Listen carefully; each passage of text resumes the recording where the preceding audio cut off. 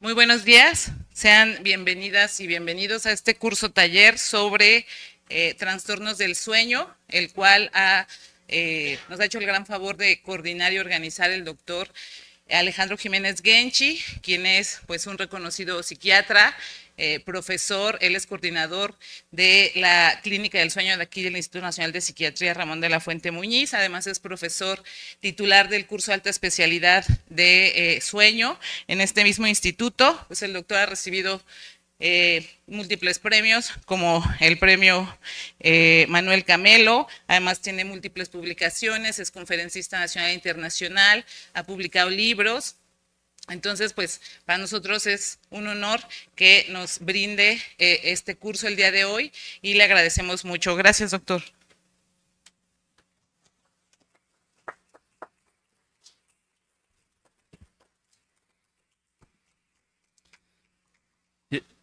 Muy buenos días a todos. Muchas gracias, doctora, por tan generosa presentación. La doctora y yo a ella nos apreciamos y creo que por eso es tan generosa conmigo. La verdad es que siempre es un honor estar eh, pues aquí en este sitio en el que me encuentro en este momento. Muchas gracias por la invitación y la oportunidad de hablar de estos temas que pues a mí me apasionan, me fascinan. Eh, y bueno, la realidad es que pues hay una alta especialidad en medicina del sueño que dura un año, ¿no? Y no llegamos a cubrir todo lo que quisiéramos. Entonces, bueno, hablar de sueño en unas pocas horas, pues iba a ser todavía pues prácticamente imposible. Entonces,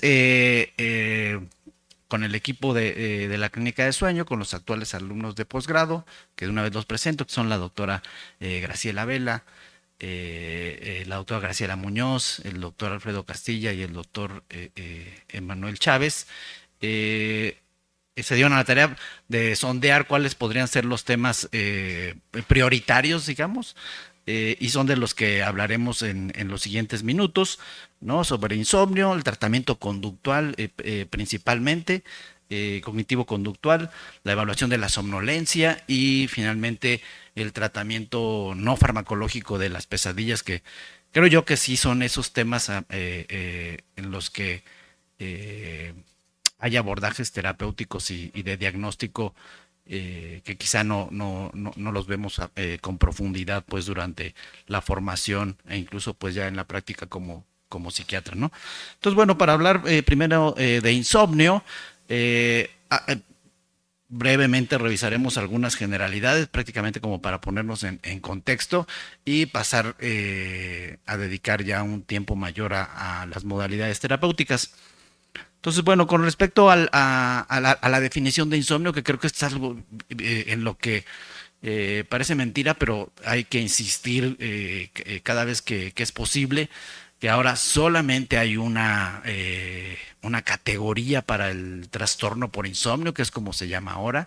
Ya no hay insomnio primario, insomnio secundario.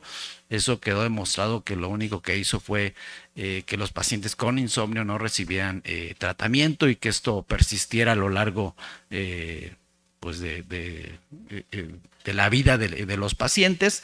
Y con esta categoría, con esta nueva definición, bueno, ya no es tan nueva, pues desde el DSM-5, ¿no? Más de 10 años, pues tiene ya, es una entidad independiente, genérica, ¿no? Y que si la identificamos, pues lo que sigue es dar tratamiento, ¿sí? Entonces, puede coexistir y es lo más común que coexista con otros trastornos psiquiátricos, ¿no? Los psiquiatras somos los médicos que más atendemos pacientes con insomnio, generalmente coexistiendo o en comorbilidad con otras condiciones, pero también es muy común que coexista con otras entidades médicas. Y la definición realmente es bastante simple, casi los pacientes pues llegan con diciéndonos qué es lo que tienen. Nosotros solamente lo reafirmamos, pero bueno, el criterio es el principal, ¿no? Una queja de insatisfacción con la calidad y o la cantidad de sueño que está condicionada o determinada por la presencia de lo que llamamos los síntomas de insomnio, que son los problemas para empezar a dormir, los problemas para mantenerse dormido y que incluiría, o bueno, lo podemos poner aparte como los despertares prematuros o el despertar antes de lo deseado. Si ya están presentes alguno de estos o una combinación de ellos generando esta insatisfacción, pues prácticamente tenemos como la mitad del diagnóstico, un poco más, porque lo que sigue es documentar que esto está generando consecuencias durante el día que van desde el cansancio, la somnolencia, las dificultades para concentrarse, para poner atención, cambios en el estado de ánimo principalmente, o lo más frecuente es la irritabilidad o ansiedad. Ahí prácticamente tenemos como el 90%. Lo que sigue es pues determinar duración y frecuencia, ¿no? Si esto está presente al menos 3 noches por semana, y si ha durado más de 3 meses es el trastorno por insomnio crónico. Si ha durado menos de 3, pero más de un mes, es el insomnio de corta duración. Pero sea de corta duración o crónico, pues lo que seguirá será dar tratamiento, ¿no? Y bueno, es menos común, pero puede estar causado prácticamente por el consumo de alguna sustancia o algún medicamento. Eso es algo en lo que habrá que investigar durante esta evaluación, pero es lo menos común, ¿no? Y la coexistencia con otros trastornos psiquiátricos principalmente no indica que este trastorno por insomnio sea secundario, ¿no? Eso, digamos, ya borrémoslo de nuestras mentes, ¿no? Está coexistiendo, es comórbido, y si el paciente identificamos que tiene un trastorno depresivo, pues bueno, también requerirá tratamiento para el trastorno depresivo y simultáneamente para el trastorno por insomnio. Bueno, afortunadamente tenemos varios estudios realizados en población mexicana y las cifras no son nada distintas a las de la población del mundo. Quizá el más sólido en cuanto a resultados es el que se realizó como parte de la ENSANUD, que es el publicado por la doctora Guerrero Zúñiga. Es el más sólido porque es población representativa de todo el país y es la primera vez que incluyeron preguntas sobre insomnio, y vean, la prevalencia de síntomas de insomnio pues es muy elevada, ¿no? Más de una tercera parte de la población, más frecuente en mujeres con respecto a los hombres, ¿no? Pero esos son síntomas de insomnio, ¿no? No necesariamente hay consecuencias. Ya cuando hay consecuencias, que prácticamente estamos hablando del trastorno, pues las cifras bajan un poco, ¿no? No tenemos un estudio que evalúe la prevalencia de trastorno por insomnio, porque son definiciones pues y reciente para poner la prueba ya en estudios epidemiológicos, pero los estudios que hay nos dan cifras cercanas, aproximadas a esta definición, y estaremos hablando que alrededor del 19%, ¿no? Entonces, pues como prácticamente 1 de cada 5 personas adultas estaría padeciendo el trastorno por insomnio. Entonces pueden ustedes ver, pues muy frecuente, ¿no? Muy, muy frecuente. Es, además de estar asociado con el sexo, que les decía es más frecuente en mujeres, es también está asociado con la edad, ¿no? Entonces, a partir sobre todo de la tercera, cuarta década de la vida, se hacen más evidentes esa mayor prevalencia entre las mujeres con respecto a los hombres, ¿no? Incluso pues ya aquí sí el trastorno por insomnio llega a ser una tercera parte, ¿no? En población, por ejemplo, arriba de 50 años.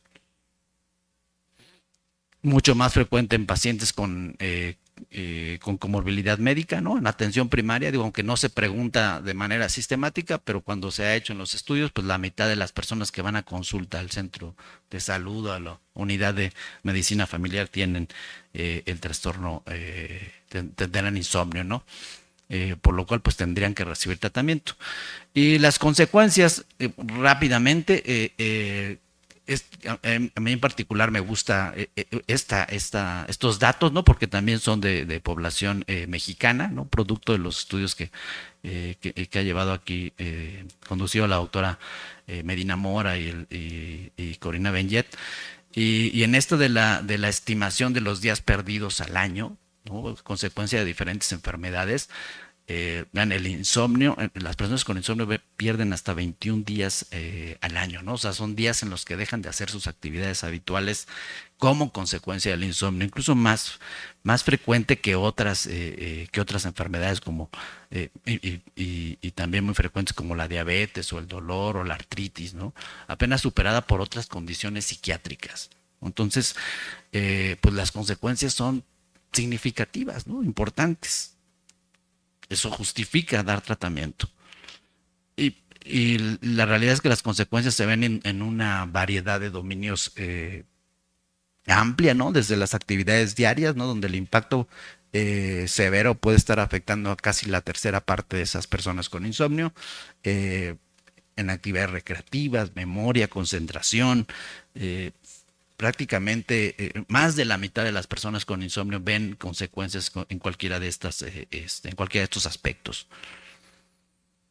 Consecuencias en el estado de ánimo, incluso otro tipo de consecuencias, pues mucho más, que pueden ser mucho más graves, ¿no? Como quedarse dormido manejando o tener accidentes automovilísticos, que es algo también ya tan bien documentado en personas con insomnio, ¿no? De tener tasas más elevadas de accidentes de tráfico, de accidentes laborales, eh, de faltar más al trabajo, ¿no? Tienen tasas tanto más elevadas de ausentismo, pero también de esta otra condición llamada presentismo, donde la gente pues está en su oficina o en su cubículo, en su área de trabajo, pero pues como si no estuviera, porque pues su rendimiento es pobre, ¿no?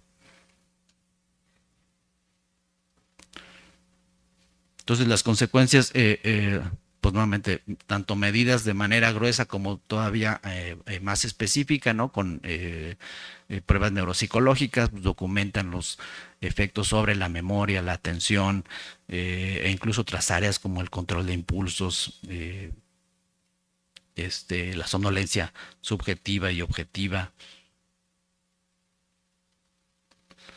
Sabemos ahora que las personas con insomnio, ¿no? Particularmente el trastorno por insomnio crónico, tienen un riesgo mucho mayor de desarrollar otras condiciones médicas, ¿no? Algo perfectamente documentado es el doble de riesgo de presentar un episodio depresivo mayor, por lo cual, bueno, pues una de las estrategias para prevenir la depresión sería pues tratar el insomnio, ¿no? Pero no nada más el trastorno depresivo, sino también otras entidades médicas frecuentes en nuestra población, como son las enfermedades cardiovasculares, entre ellas la hipertensión arterial y la enfermedad coronaria. Entonces, creo que pues hay muchas y fuertes razones para dar tratamiento al insomnio. Entonces, insistiendo, pues es una entidad genérica ya independiente, ¿no? Olvidémonos de lo primario y secundario, la prevalencia es elevada entre la población, ya sea como síntomas, pero principalmente como trastorno, y tiene consecuencias en diferentes dimensiones de la vida diaria. Entonces, ahora pues damos paso a el abordaje terapéutico, que lo presentará el doctor Emanuel Chávez. Adelante.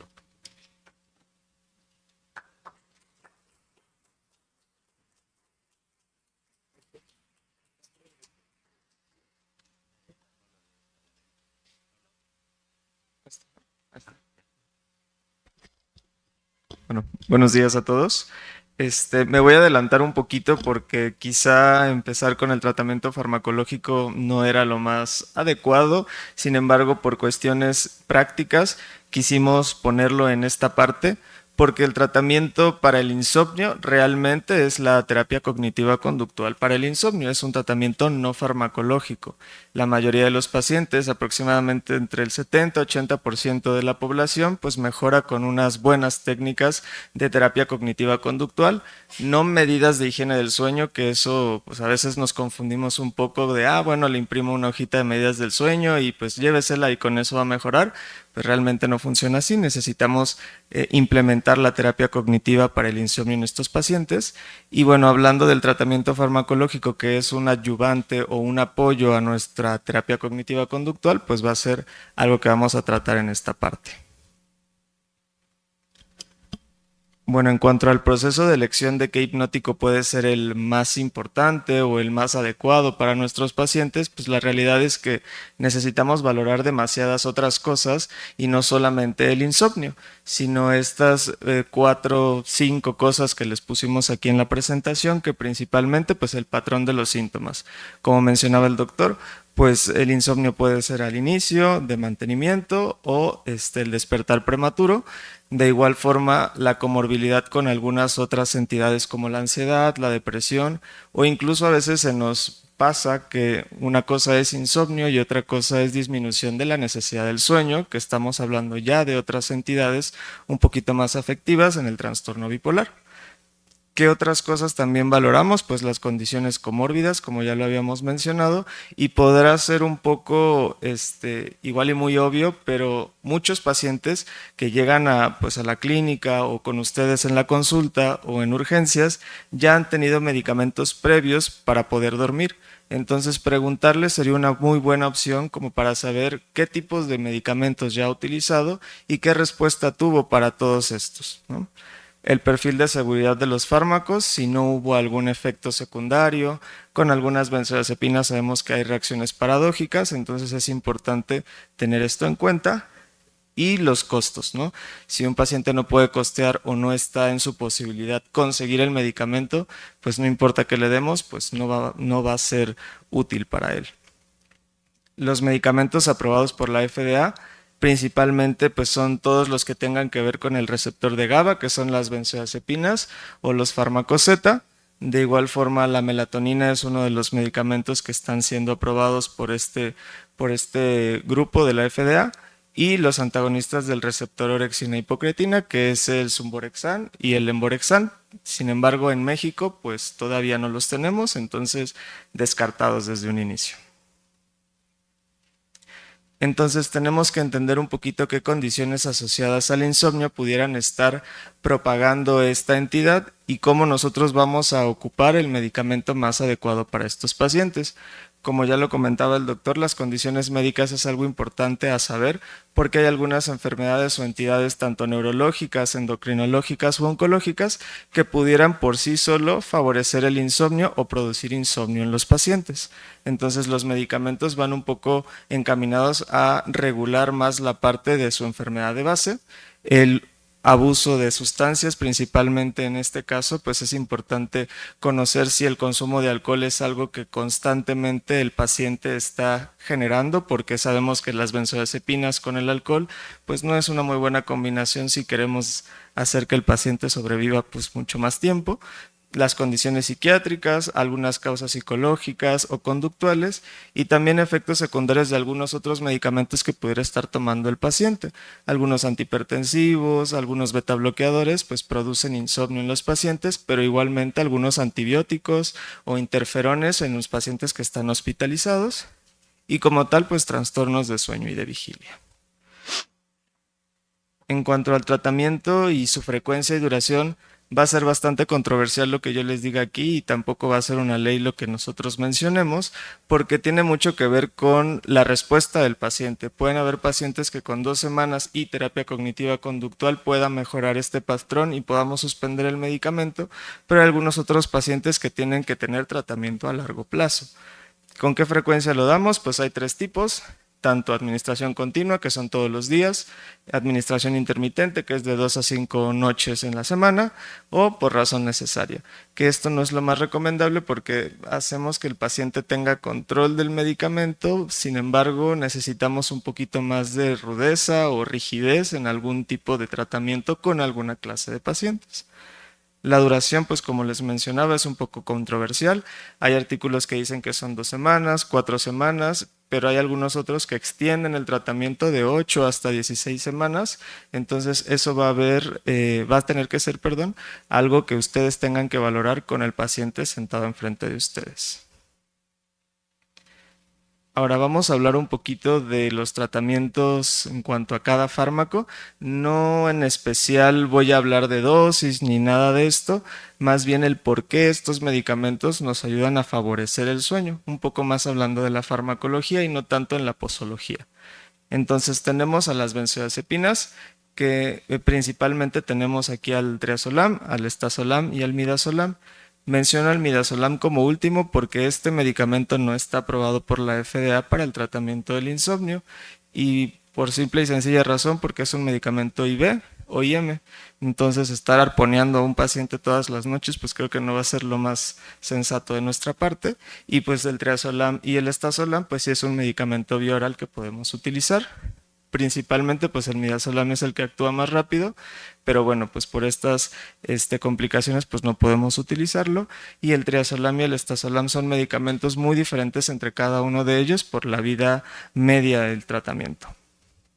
De igual forma, estos medicamentos son importantes conocerlos porque se diferencian de los demás, clonazepam, alprazolam, diazepam y todos los que queramos mencionar, porque actúa en la subunidad alfa 1 del receptor de GABA. Entonces, esto hace que el efecto hipnótico sedante sea más rápido, a diferencia de los otros que pues la subunidad alfa 2 se afine más al clonazepam, bromazepam, alprazolam y pues su efecto es más ansiolítico. En cuanto al Zolpidem, pues es un medicamento que es de los fármacos Z. Aquí en México solamente tenemos Zolpidem, pero pues en otras partes del mundo tenemos Esopiclona y Saleplon, que son otros medicamentos que se pueden utilizar. Aquí en México solamente tenemos el Zolpidem y pues tenemos esto una acción inmediata, una acción modificada y una sublingual, que esto favorece a cada uno de nuestros pacientes, con la pequeña particularidad que este medicamento actúa bastante rápido. Entonces recordarle a sus pacientes que este tratamiento tienen que tomarlo ya estando en la cama para que no se vayan a caer o haya algún accidente al tratamiento o cuando tomen el medicamento más que nada. Cabe mencionar que estos medicamentos pues son de vida media corta, por así decirlo, entonces nos ayuda más para un insomnio de iniciación, ¿sale? No tanto de mantenimiento. Ahora tenemos a las otras benzodiazepinas que tienen más un perfil ansiolítico, entonces pues estas se pueden utilizar un poquito más como para tratamientos de mantenimiento como el clonazepam.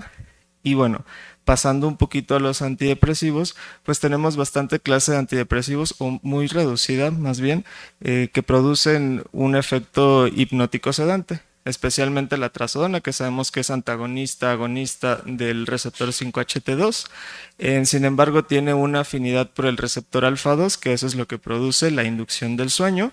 Después tenemos a los antidepresivos tricíclicos, que es amitriptilina y doxepina, que tienen este efecto igualmente desde el receptor alfa 2 y muscarínicos. Y después tenemos a la mirtazapina y a la mianserina, que son farmacológicamente llamados tetracíclicos, ¿no? Entonces también tiene una afinidad a H1 y al receptor alfa 2. Por eso genera pues este perfil hipnótico sedante. Ahora, una parte muy controversial que es, bueno, algunos antipsicóticos producen sueño, ¿los puedo utilizar? La respuesta sería sí, ¿no? En algunos pacientes claro que se pueden utilizar, principalmente utilizamos todos a veces quetiapina, en algunos otros olanzapina, algunos otros antiepilépticos como pregabalina y gabapentina. Sin embargo, la evidencia es bastante escasa, incluso pues anecdótica, y pues la verdad es que hay algunos pacientes que lo toleran bastante bien, no los vamos a ver feos si de repente nos llegan recetas con quetiapina, pero pues vamos a tener que valorar todo el conjunto de lo que es el paciente.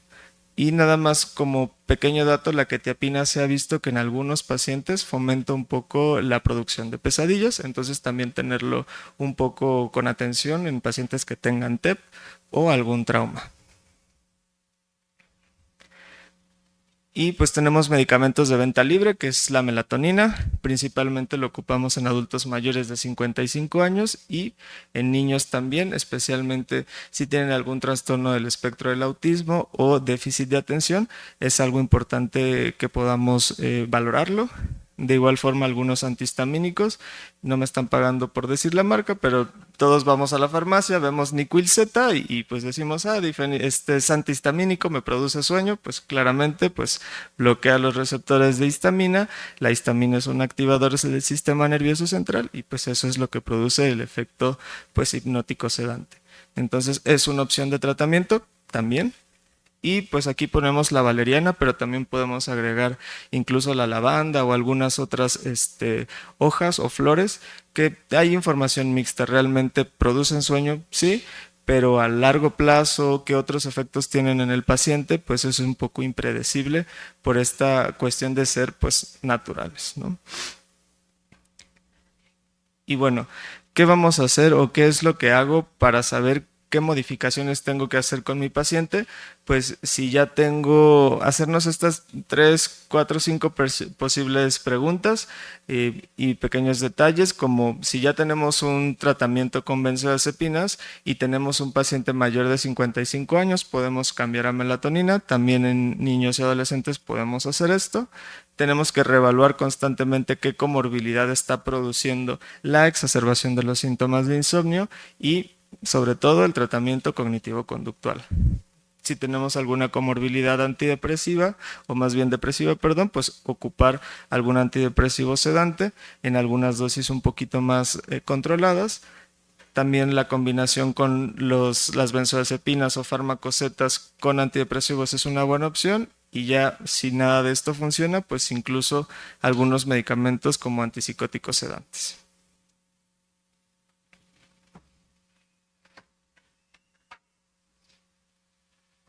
Ahora vamos a pasar a la parte del tratamiento no farmacológico que la va a dar el doctor Jiménez, que es la terapia cognitiva conductual para el insomnio, y posteriormente haremos una práctica de qué es lo que nosotros hacemos en esta terapia.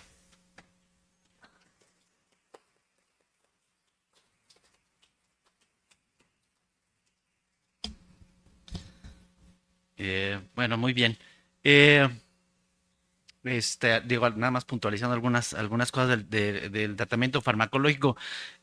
Ahí sí es como muy importante esta parte de la psicoeducación, ¿no? De hablar con el paciente, ¿no? De darle la información respecto a las opciones farmacológicas, de los riesgos, porque ahí es donde a veces el paciente dice, no, pues yo no quiero algo que potencialmente pueda generar dependencia, que la verdad es que no es algo de lo que uno debiera preocuparse, eh, eh, eh, pero bueno, sí tiene que saberlo el paciente, y si uno lo explica bien, el paciente dice, bueno, pues sí, está bien la benzodiazepina, no hay problema, o el no benzodiazepínico, o no, mejor algo que sí sepamos que no me va a generar dependencia, tener esa seguridad, y pues a lo mejor un antidepresivo sedante, ¿no?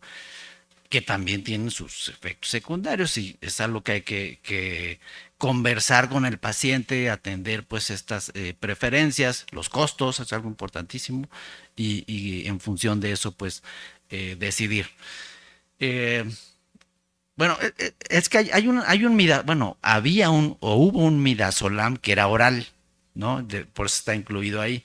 Que bueno, es curioso porque no ha pasado tanto tiempo de esta edición de la guía, pero hay algunos medicamentos que ya no están, ¿no? Entonces en la próxima los vamos a quitar, como el midazolam que había en presentación oral. Sigue habiendo el intravenoso intramuscular que se utiliza en inducción anestésica, pues sí, ese no lo van a utilizar para insomnio. Este, eh, eh, eh, pero el oral era el que se llegó a utilizar, pero ya no hay. Igual de los antidepresivos sedantes, por ejemplo, la midacerina, pues tampoco ya no hay. Entonces, pues, también habrá que sacarlo en la siguiente edición. Pero el tratamiento de primera línea para el insomnio es la terapia cognitivo-conductual para insomnio, ¿no?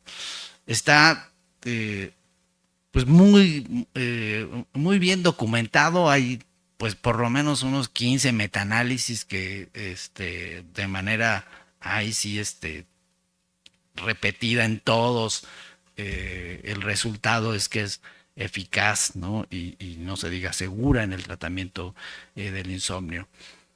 El problema en la terapia cognitivo-conductual, bueno, tiene varios, ¿no? Pues, más palpable es que no hay profesionales, son muy pocos los profesionales que pueden impartirla, ¿no? Que tienen esta capacitación. Y que bueno, es que si uno escucha también terapia cognitivo-conductual para insomnio, pues uno precisamente piensa en la terapia cognitivo-conductual, pues que sí como tal requiere cierto grado de capacitación, de formación. Pero esta enfocada en el insomnio digo yo, verdaderamente sencilla. ¿no? Porque es mucho más conductual, ¿no? Incluso hay modelos de terapia conductual breve que incluyen pues prácticamente las estrategias conductuales de esta terapia cognitivo-conductual, únicamente los conductuales, y han mostrado que también es eficaz, ¿no? Entonces, si uno realiza únicamente la terapia conductual, ¿no? El componente conductual puede obtener buenos resultados. Entonces, el gran problema, el talón de Aquiles de la terapia cognitivo-conductual para insomnio es que hay pocos profesionales que lo hacen, y eso es algo que ocurre en todo el mundo. Entonces, han diseñado modalidades en Internet, tanto sincrónicas como asincrónicas, ¿no? Pues, donde uno pues se registra, paga y está recibiendo las sesiones, y que también han mostrado ser eficaces.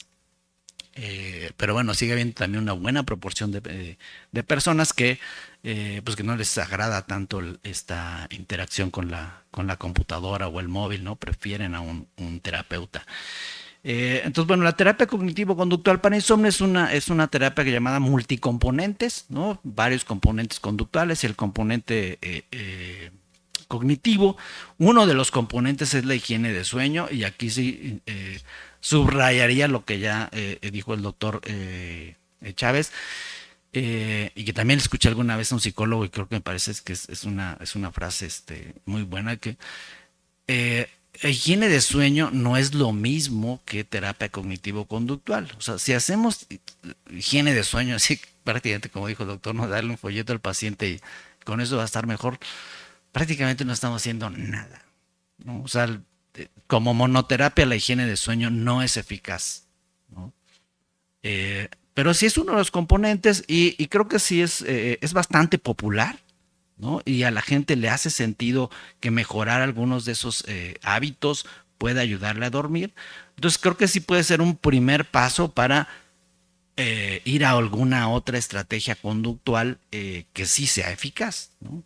Y en este caso, también las mejor documentadas en respecto a eficacia son el control de estímulos y la restricción del tiempo en cama, pero también se pueden incorporar aquellas basadas en la relajación, desde luego el componente cognitivo, ¿no? Quizás es aquí donde sí, para la parte cognitiva sí se requeriría un poco de formación mayor, ¿no? De entrenamiento. Tampoco es tan complicado, pero creo que eso sí puede requerir un poco más de entrenamiento y sobre todo de experiencia. Y bueno, al final lo que hacemos es una combinación de varias de estas estrategias. Pero si nos quedamos con tres, que son, por ejemplo, las de los terapia conductual breve, que es higiene de sueño, control de estímulos y restricción del tiempo en cama, estaríamos ahí haciendo algo que puede ser muy, muy eficaz.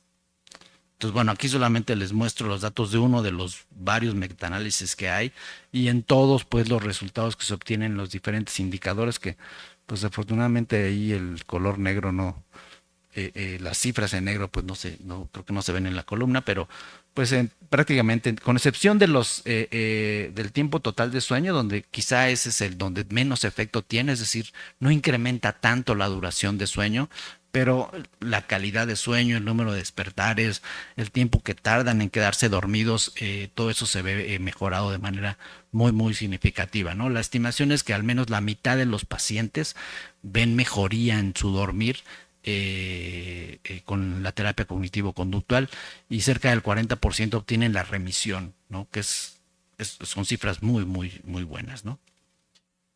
Entonces, bueno, la higiene de sueño, ¿no? Que puede ser, sí, la primera estrategia, podría ser la primera estrategia, sobre todo considerando esto que les comento de que a la gente le puede hacer mucho sentido que el mejorar de algunos de estos hábitos ayude a tener un mejor dormir, ¿no? Yo insistiría particularmente en algunos de ellos, que son los que están más asociados con el insomnio, que son aquellos comportamientos relacionados con la activación, y que ay, no los tengo aquí en mercados, pero serían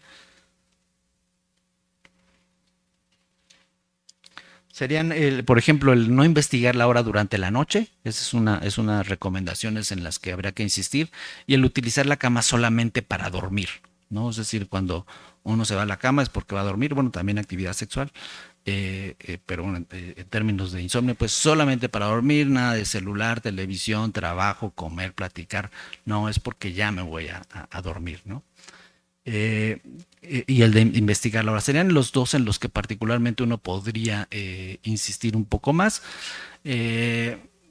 La práctica del ejercicio también es algo que ayuda. Entonces, a la gente sí le hace mucho sentido que mejorar estos hábitos puede mejorar su sueño, pero no detenerse tanto en la higiene de sueño, ¿no? Porque no es raro, hay pacientes con insomnio que llegan y nos dicen es que yo estoy haciendo todo lo de la higiene de sueño y sigo durmiendo mal.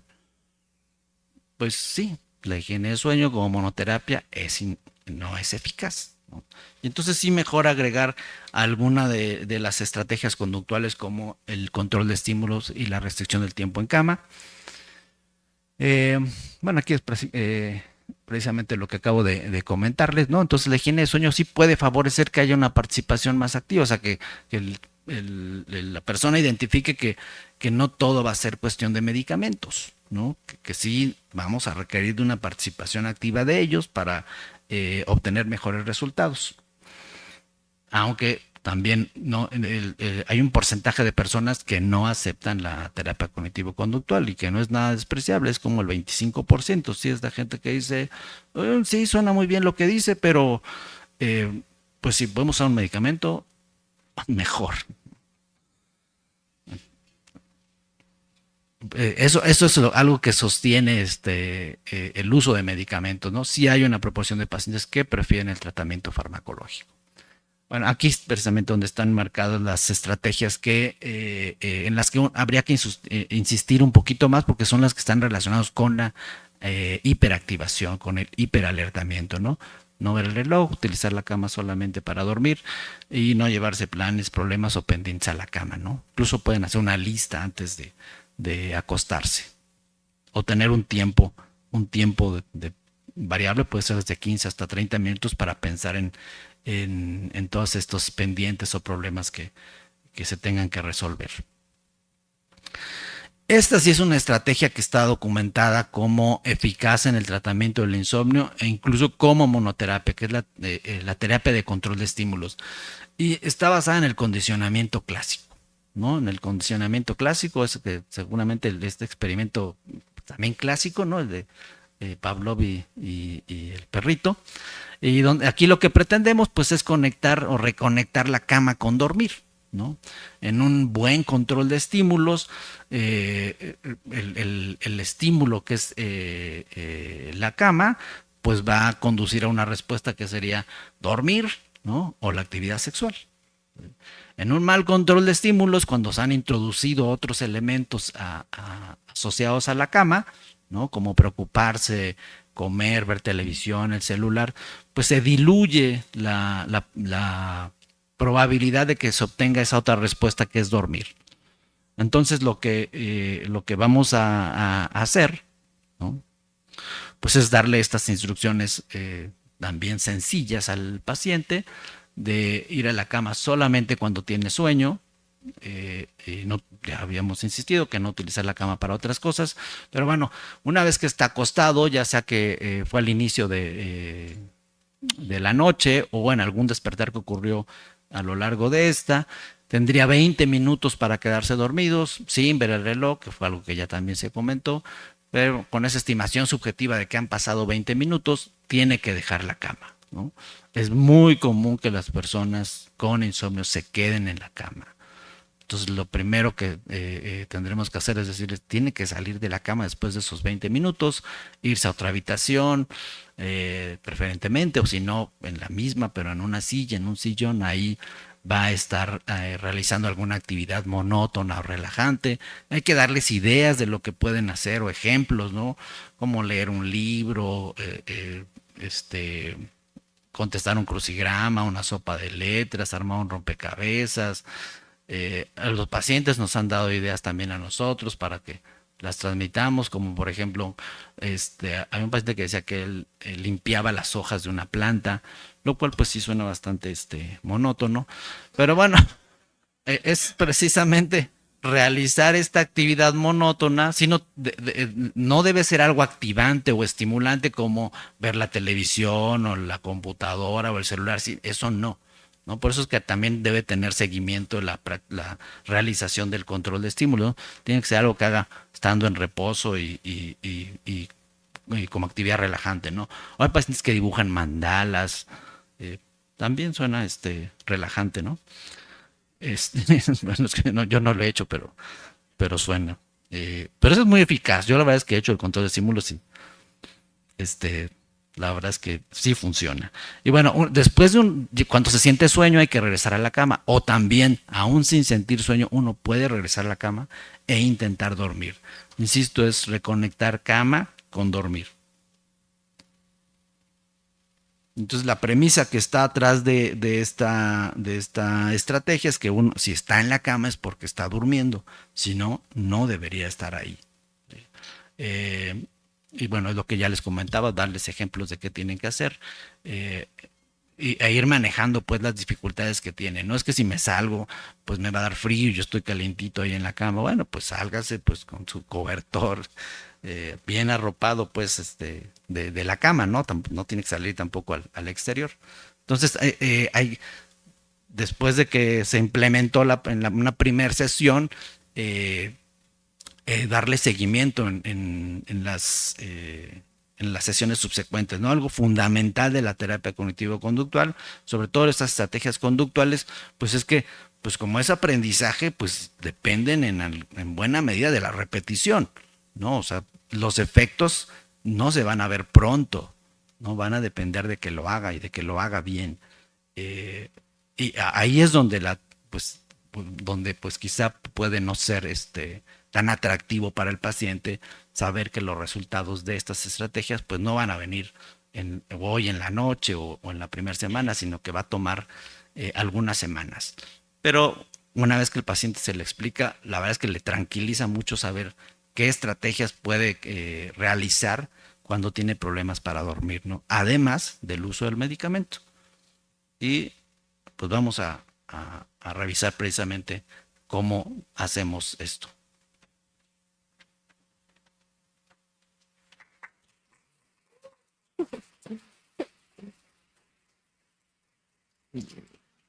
Bien, pues primero que nada, para la práctica del TCC para insomnio, queremos agradecer el equipo de la clínica de sueño a los participantes que nos pudieron enviar su diario del sueño. Creo que es bastante pues íntimo la parte del dormir, ¿no? Creemos que el dormir pues cualquier persona lo puede hacer y cualquier persona nos puede ver dormir, ¿no? Y sobre todo saber cómo duermen.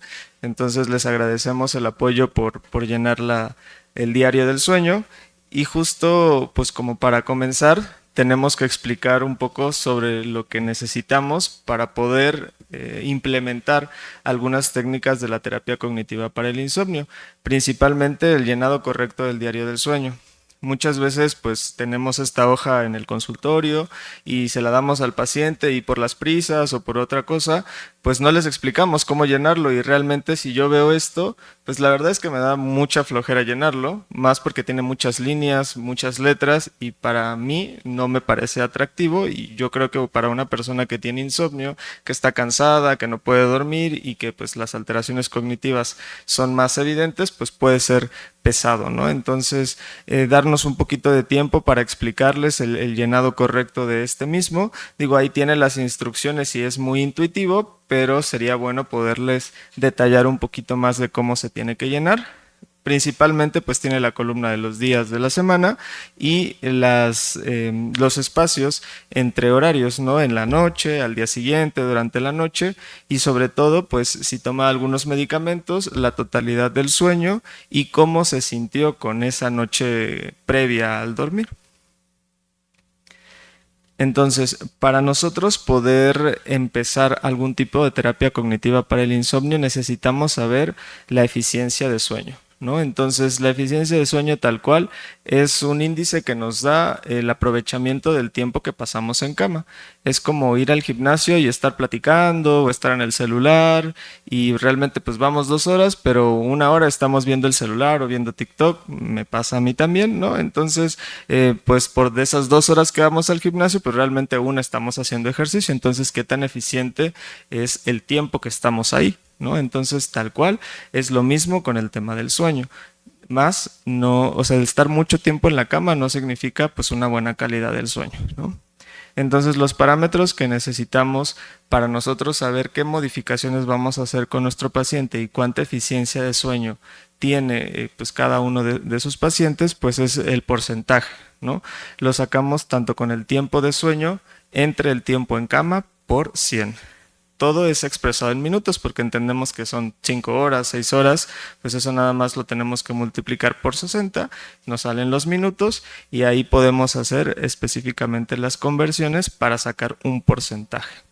Entre el 85 y el 95% es un rango normal, ¿no? Una eficiencia óptima de sueño, pero debajo del 85%, hablando de entre el 84 y el 75, pues la eficiencia de sueño es moderada y tenemos que hacer ligeros ajustes de nuestro patrón del sueño, y ya debajo de 75 estamos hablando que es una mala eficiencia de sueño. Entonces, ¿cómo sacamos el tiempo de sueño? Este es un ejemplo que nuestros compañeros nos pudieron proporcionar, en el cual vamos a irlo desglosando poco a poco para poderles ayudar y enseñar a cómo hacerlo, ¿no?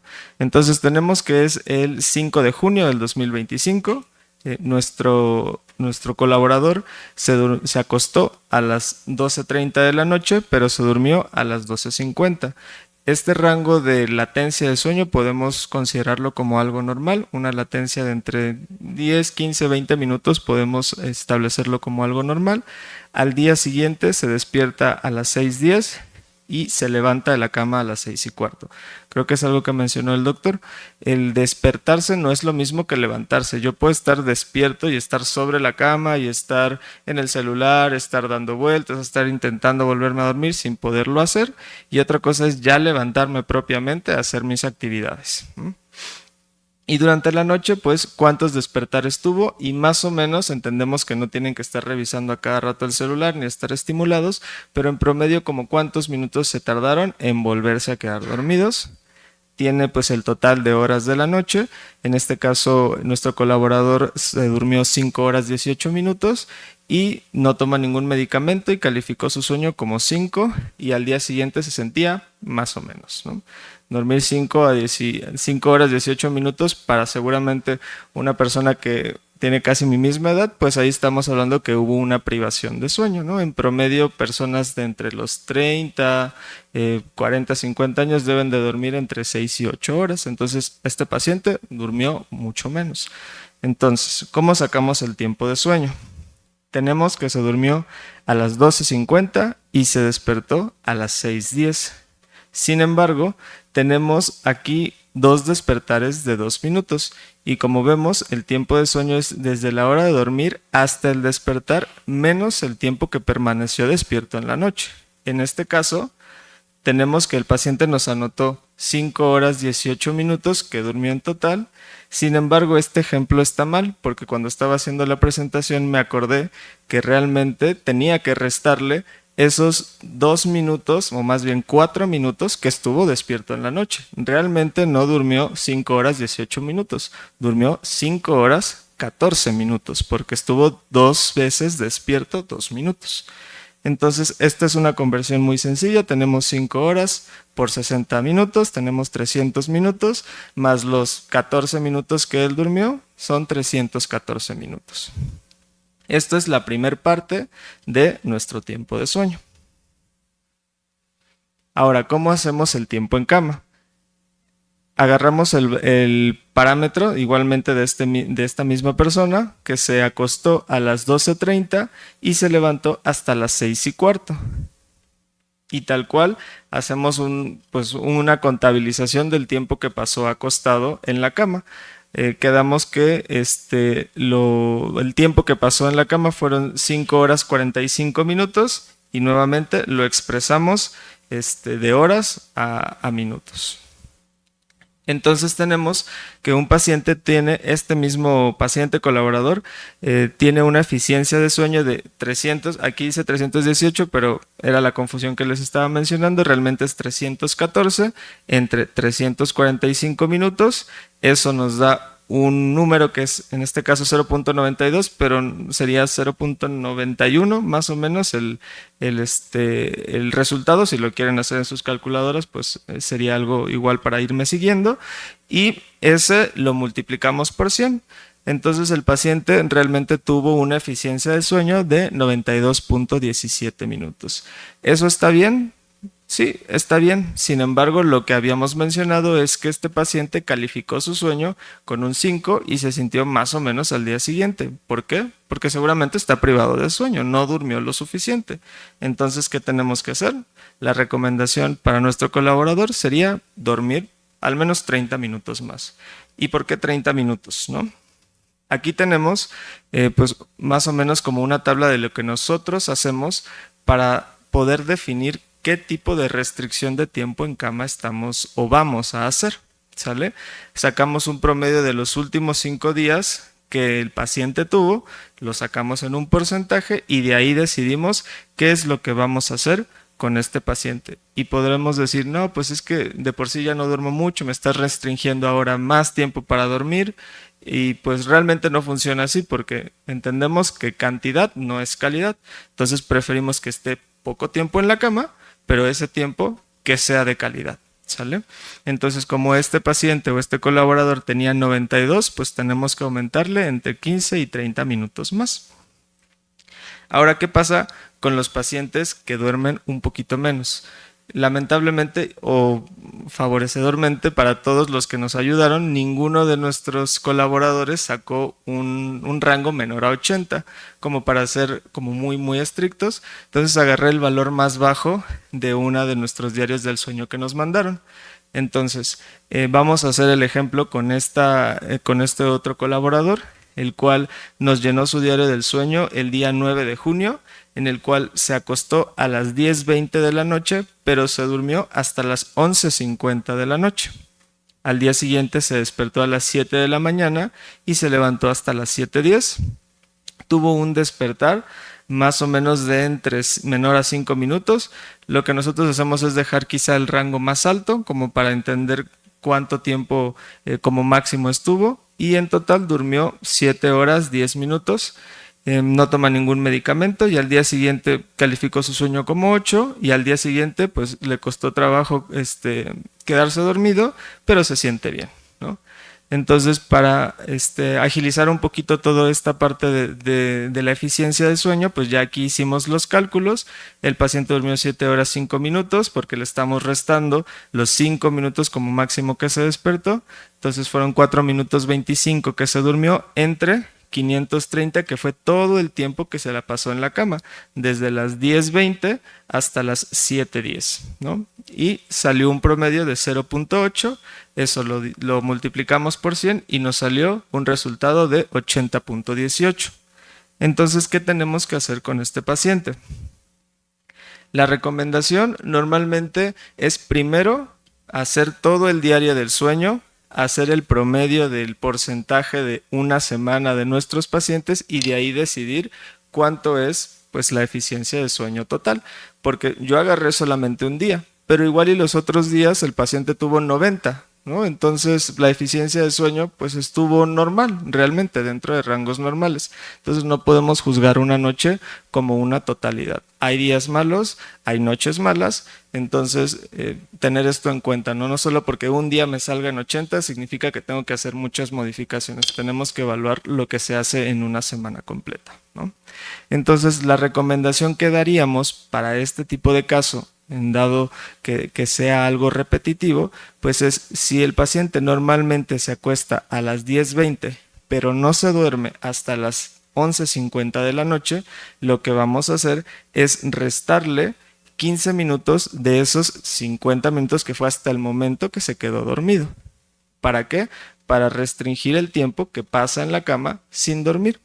¿Qué es lo que hace eso? Pues incrementar un poco la deuda de sueño. Si yo estoy acostado sin poderme dormir, lo único que estoy propagando es que el cerebro piense que la cama está hecha para otras cosas que no es para dormir. Estamos despiertos realmente.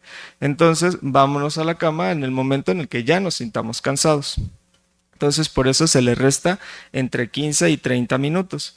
En este caso, pues en vez de acostarse hasta las 10:20, que se acueste nuestro paciente a las 11:35, que son los 15 minutos que le restamos a los 50, y siempre dejar un horario fijo para despertarse. Eso sí no es negociable. Si el paciente se tiene que levantar a las 8 de la mañana, ese va a ser el horario fijo, no 8:05, no 8:10, no 8:30, para que podamos restringir más nuestro tiempo en la cama y así pues tener un poquito más de eficiencia de nuestro sueño. Entonces el nuevo horario de nuestro paciente sería acostarse más o menos a las 11:35, dejar el horario fijo de levantarse a las 7 de la mañana y con eso hacemos una eficiencia del sueño de 98.9%. Entonces mejoramos el tiempo de calidad que el paciente está acostado en cama y se está durmiendo.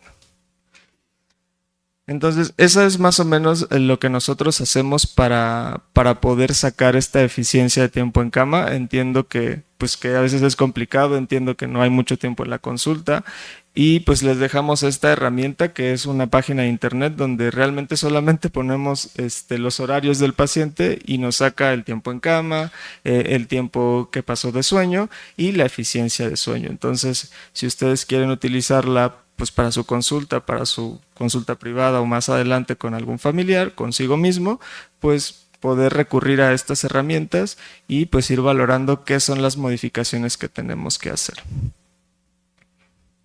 Muchas gracias.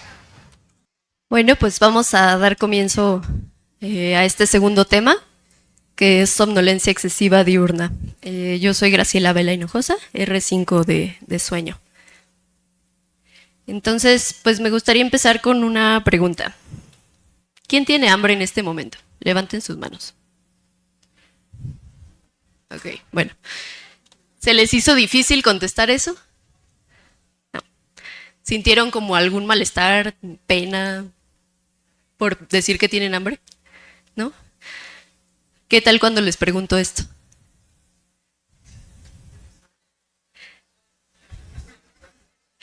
¿Cambia un poco la pregunta? Bueno, es qué bueno que ya tienen un poquito más normalizado el tener sueño, o digamos como que esto es algo fisiológico, una necesidad básica, pero finalmente pues mi intención con esto es comunicarles que el sueño pues es un estado fisiológico, es una necesidad básica, justo como el hambre, ¿no? Está relacionado con la supervivencia. Necesitamos en algún momento entrar en sueño para poder mantenernos vivos. Y bueno, va a estar influenciado por factores internos y externos, tanto sociales como ambientales, y pues en la parte interna, metabolismo, si comimos, si no, si estamos expuestos a la luz, qué nivel de actividad física tenemos.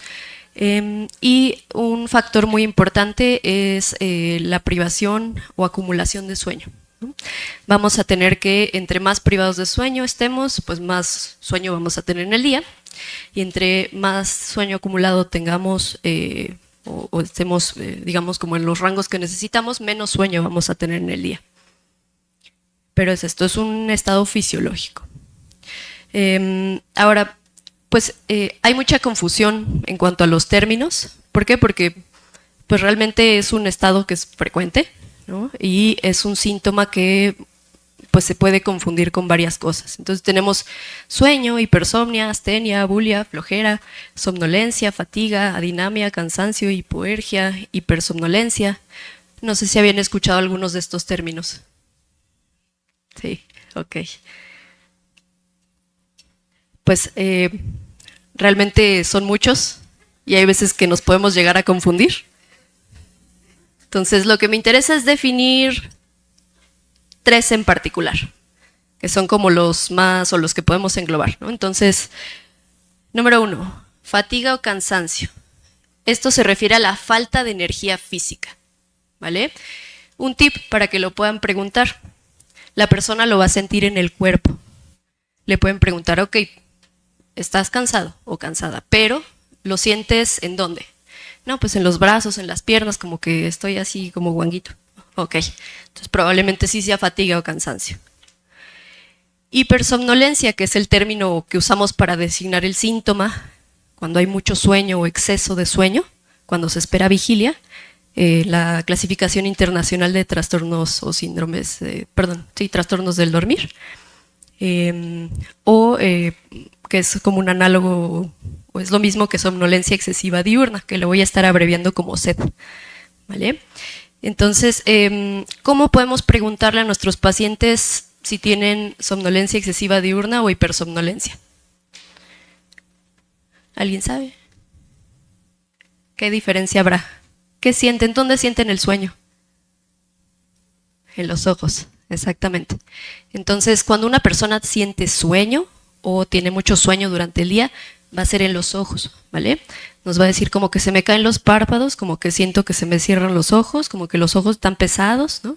Entonces, esa es una diferencia y que ustedes pueden aplicar muy sencillo en un interrogatorio para poder saber si su paciente tiene fatiga o cansancio o si realmente tiene somnolencia, hipersomnolencia.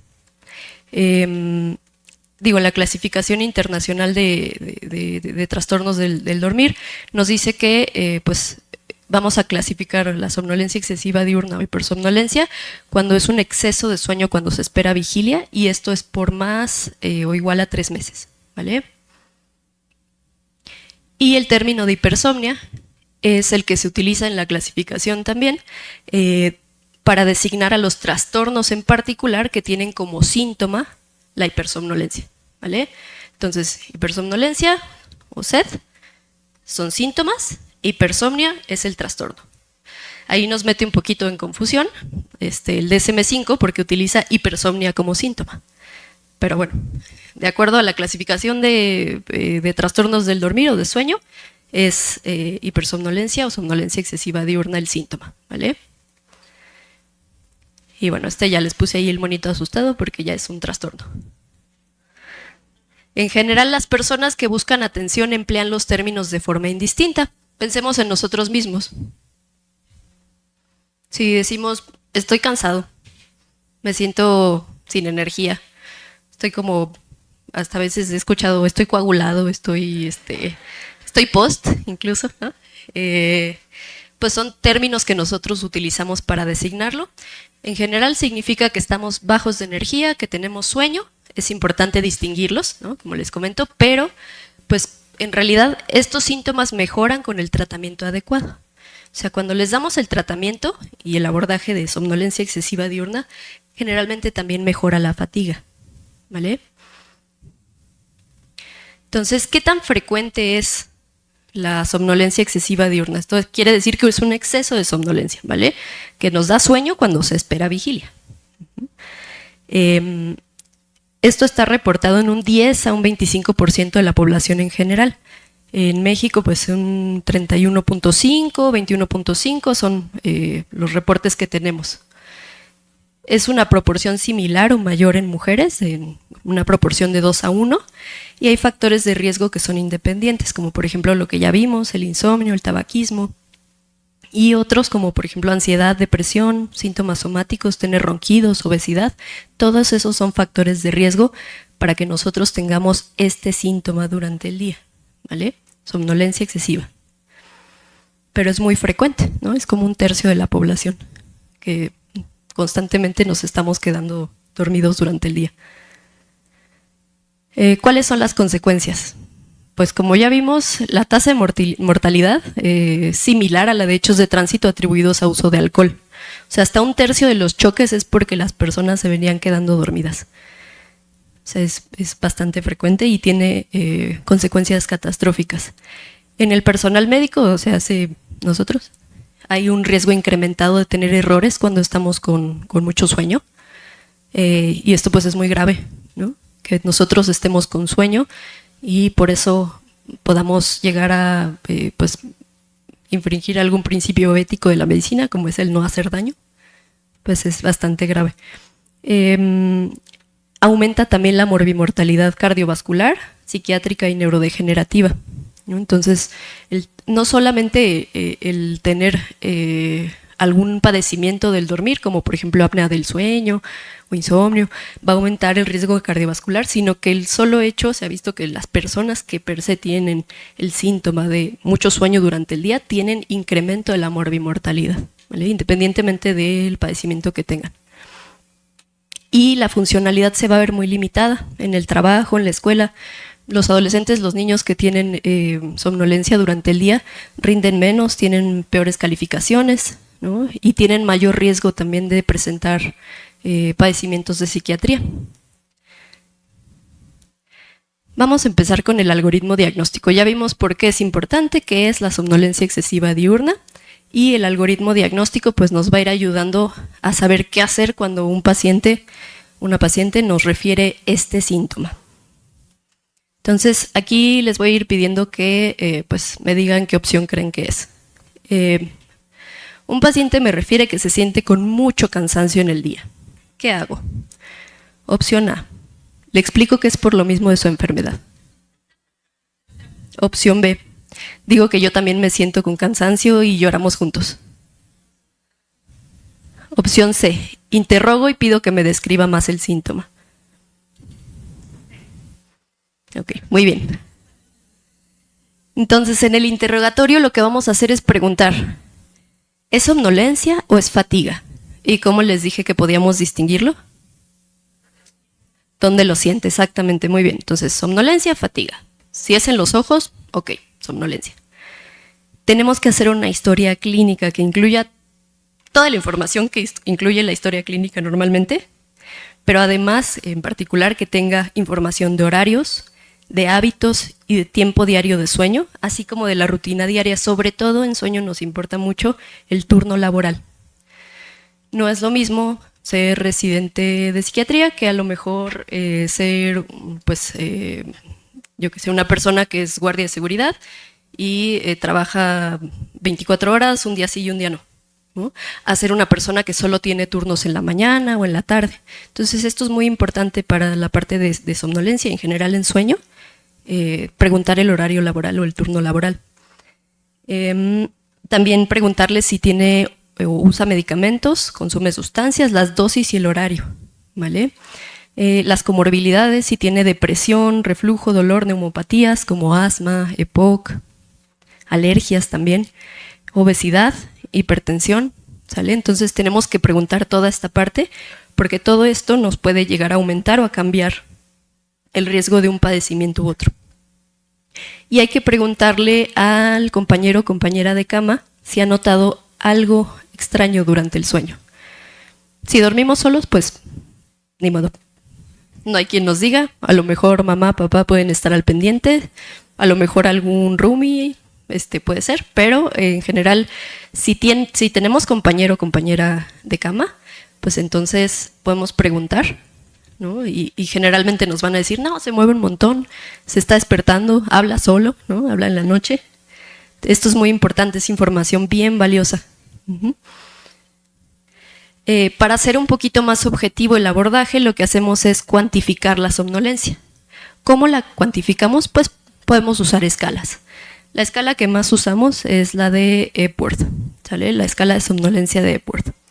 Aquí vienen todas las, pues los incisos que se preguntan y vamos preguntando qué tan probable es que usted cabecee o se quede dormido sentado o sentada leyendo, mirando televisión, inactivo en un lugar público, como pasajero de un coche durante 1 hora sin pausas, acostado para descansar, sentado y hablando con alguien, sentado callado después de una comida sin alcohol, en un coche parado unos minutos en el tráfico, ¿vale? Y aquí nos van poniendo nunca, poco probable, moderado, alta probabilidad. Si el puntaje nos da menos de 10, la persona no tiene somnolencia excesiva diurna, por esta escala, ¿vale? A lo mejor ahí falta explorar un poquito y ver si sí realmente tiene somnolencia o si es fatiga o es algún otro síntoma.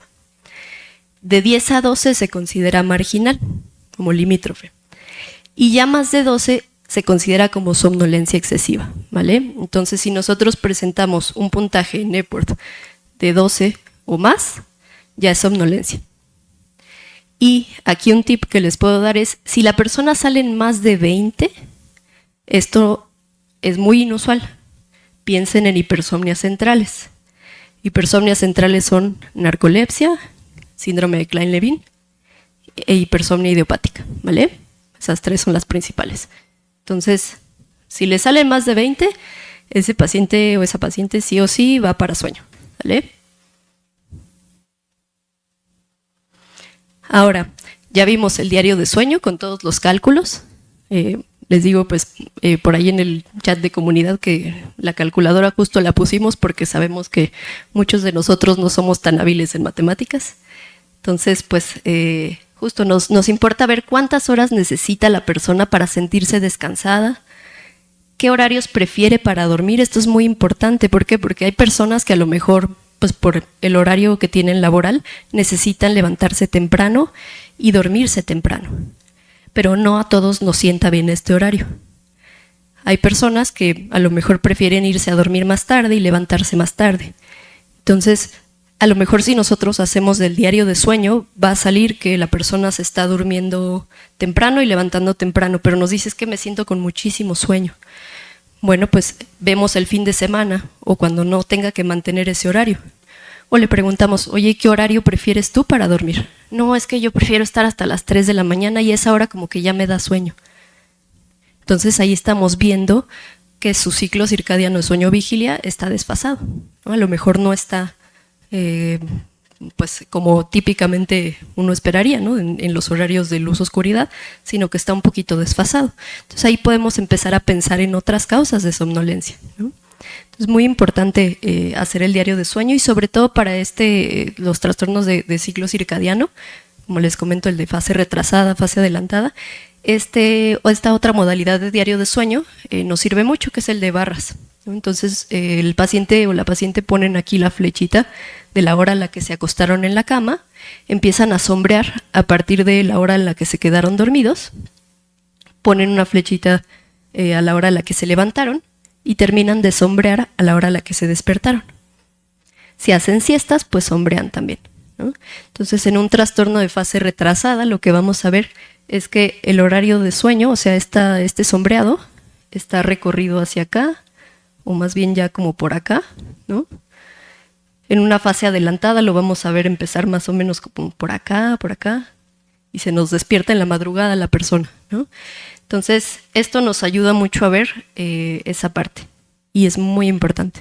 También podemos ver si los horarios son regulares y si hace siestas o no, a qué hora y cuánto duran. Esto es muy importante recabarlo también. Ahora, los relojes, los anillos inteligentes, ¿sirven? Pues sí, para la duración del tiempo en cama y el tiempo de sueño, ¿sale? Para esto son útiles, nos pueden recabar esa información y en conjunto con a lo mejor el diario de sueño nos pueden ayudar a saber cuánto tiempo está pasando la persona en cama y cuánto de ese tiempo más o menos pasa dormido o dormida. ¿Para qué no nos ayudan? No nos dicen las fases de sueño en las que está entrando la persona. Los alertamientos tampoco son muy buenos para medirlos. Los parámetros respiratorios en el sueño y los movimientos de extremidades durante el sueño tampoco nos ayudan a medirlos. Y estos dos son muy importantes, ¿vale? Ahorita vamos a ver por qué. Pero finalmente, pues, si les llegan a preguntar, oiga, doctora, es que yo estoy checando en mi celular, o en mi reloj inteligente o en mi anillo inteligente, que estoy durmiendo tantas horas y que paso en sueño profundo, ¿eso lo puedo traer? ¿Le puede servir? Pues a lo mejor sí, ¿no? Para ver un poquito cómo está midiendo ese anillo, ese reloj, pero no necesariamente nos va a ayudar a ver si está teniendo un sueño reparador o qué otros problemas va a haber durante el sueño, ¿vale? No es tan específico. Bueno, entonces ya recabamos toda la información que pudimos. Pero todavía no nos queda muy claro qué significa o cómo usarla para seguir el abordaje. Entonces ya tenemos la historia clínica, ya definimos bien si es, a lo mejor si es fatiga o si es somnolencia, ya definimos cuáles son sus horarios, si tiene un turno laboral nocturno, si tiene guardia, si no, todo esto ya lo tenemos bien.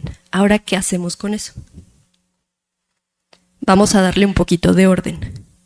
Para esto necesito que ustedes sepan cuáles son las principales causas de somnolencia excesiva diurna. La primera es que nos falte cantidad, sueño insuficiente, ¿vale? Esa es la primera causa de somnolencia excesiva diurna. La segunda es que tengamos sueño de mala calidad. La tercera, pues la englobé en otros, que son un poco menos frecuentes. Entonces, causa más frecuente, el sueño insuficiente, la cantidad. Ya sea pues, porque estamos nosotros voluntariamente haciendo alguna actividad en vigilia en vez de priorizar el sueño, o justamente pues porque nuestros turnos laborales así son, ¿no? Necesitamos mantenernos despiertos más tiempo. Entonces, probablemente, y como lo vimos ya en los diarios de sueño que presentó el doctor Emanuel Chávez, pues la eficiencia de sueño de los que nos dieron diarios estuvo en alta, ¿no? En 90 y tantos, 80 y tantos. Esto nos deja ver que al menos los que nos compartieron diarios de sueño están probablemente privados de sueño, ¿no? Les falta dormir más o les podríamos ir agregando unos 15 minutitos en la cama. Está muy eficiente su sueño, es decir, en cuanto tocan la cama se duermen, ¿no? Entonces, pues sí, justamente esta parte la estamos viendo incluso acá, ¿no? Seguramente si tienen sueño durante el día, la causa más frecuente podría ser esta. Es lo primero que tengo que descartar. ¿Cómo lo hago? Mediante el interrogatorio y el diario de sueño. Entonces, la persona duerme típicamente menos de lo que necesita para sentirse descansado o descansada. ¿Cuál es la diferencia entre privación de sueño e insomnio? La persona que está privada de sueño, cuando tiene la oportunidad, se puede dormir. La persona con insomnio no. Bueno, ahí lo estoy sobresimplificando, pero generalmente las personas con insomnio les van a decir, es que aunque yo esté con sueño y me vaya a acostar, toco la cama y no me puedo dormir. Y no puedo. Y ese es más relacionado con la fisiopatología que ya vimos del insomnio, ¿no? Que es más bien que yo estoy relacionando la cama con estar alerta. Entonces, a pesar de que tenga sueño, en cuanto toco la cama, ese es mi estímulo para estar alerta. Es como si me tomara un café, ¿no? Bueno, en cierto sentido. Entonces, esa ya es otra cuestión, pero sí, pacientes con insomnio también nos pueden decir que tienen mucho sueño, ¿no? Y eso pues tiene que ver con que también están durmiendo de manera pues insuficiente o en poca cantidad. Ahora ya descarté privación de sueño, poca cantidad. Eso es lo primero. La persona está durmiendo suficiente cantidad en la noche. Ok, ¿qué sigue?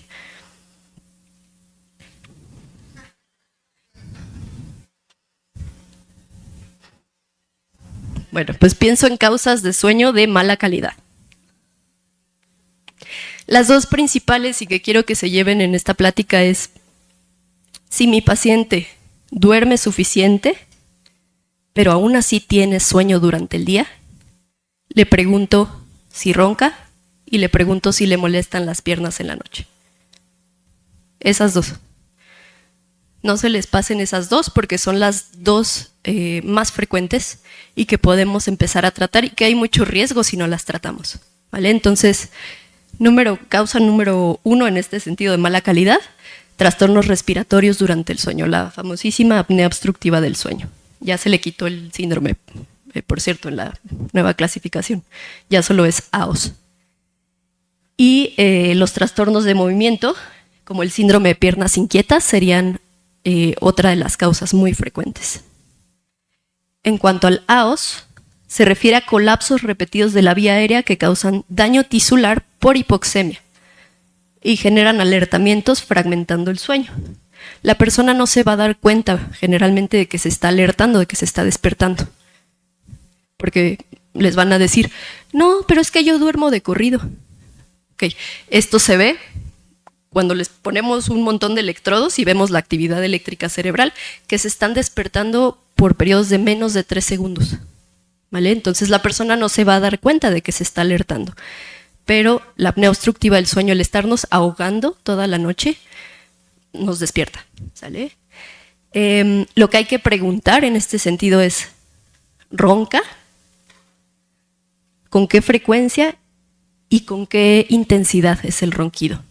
Si es un ronquido frecuente, es decir, 5 veces a la semana o incluso les dicen casi diario o diario, y si es fuerte, se escucha en otras habitaciones, ya hasta me pusieron ahí unos paneles de aislamiento de sonido, mi esposa me dejó, o sea, todas estas cuestiones es muy importante que les preguntemos, ¿vale? Ahora, otra parte es apneas, y esto generalmente nos lo va a decir el compañero o la compañera de cama. Es que como que me da miedo y lo despierto porque se está ahogando, deja de respirar.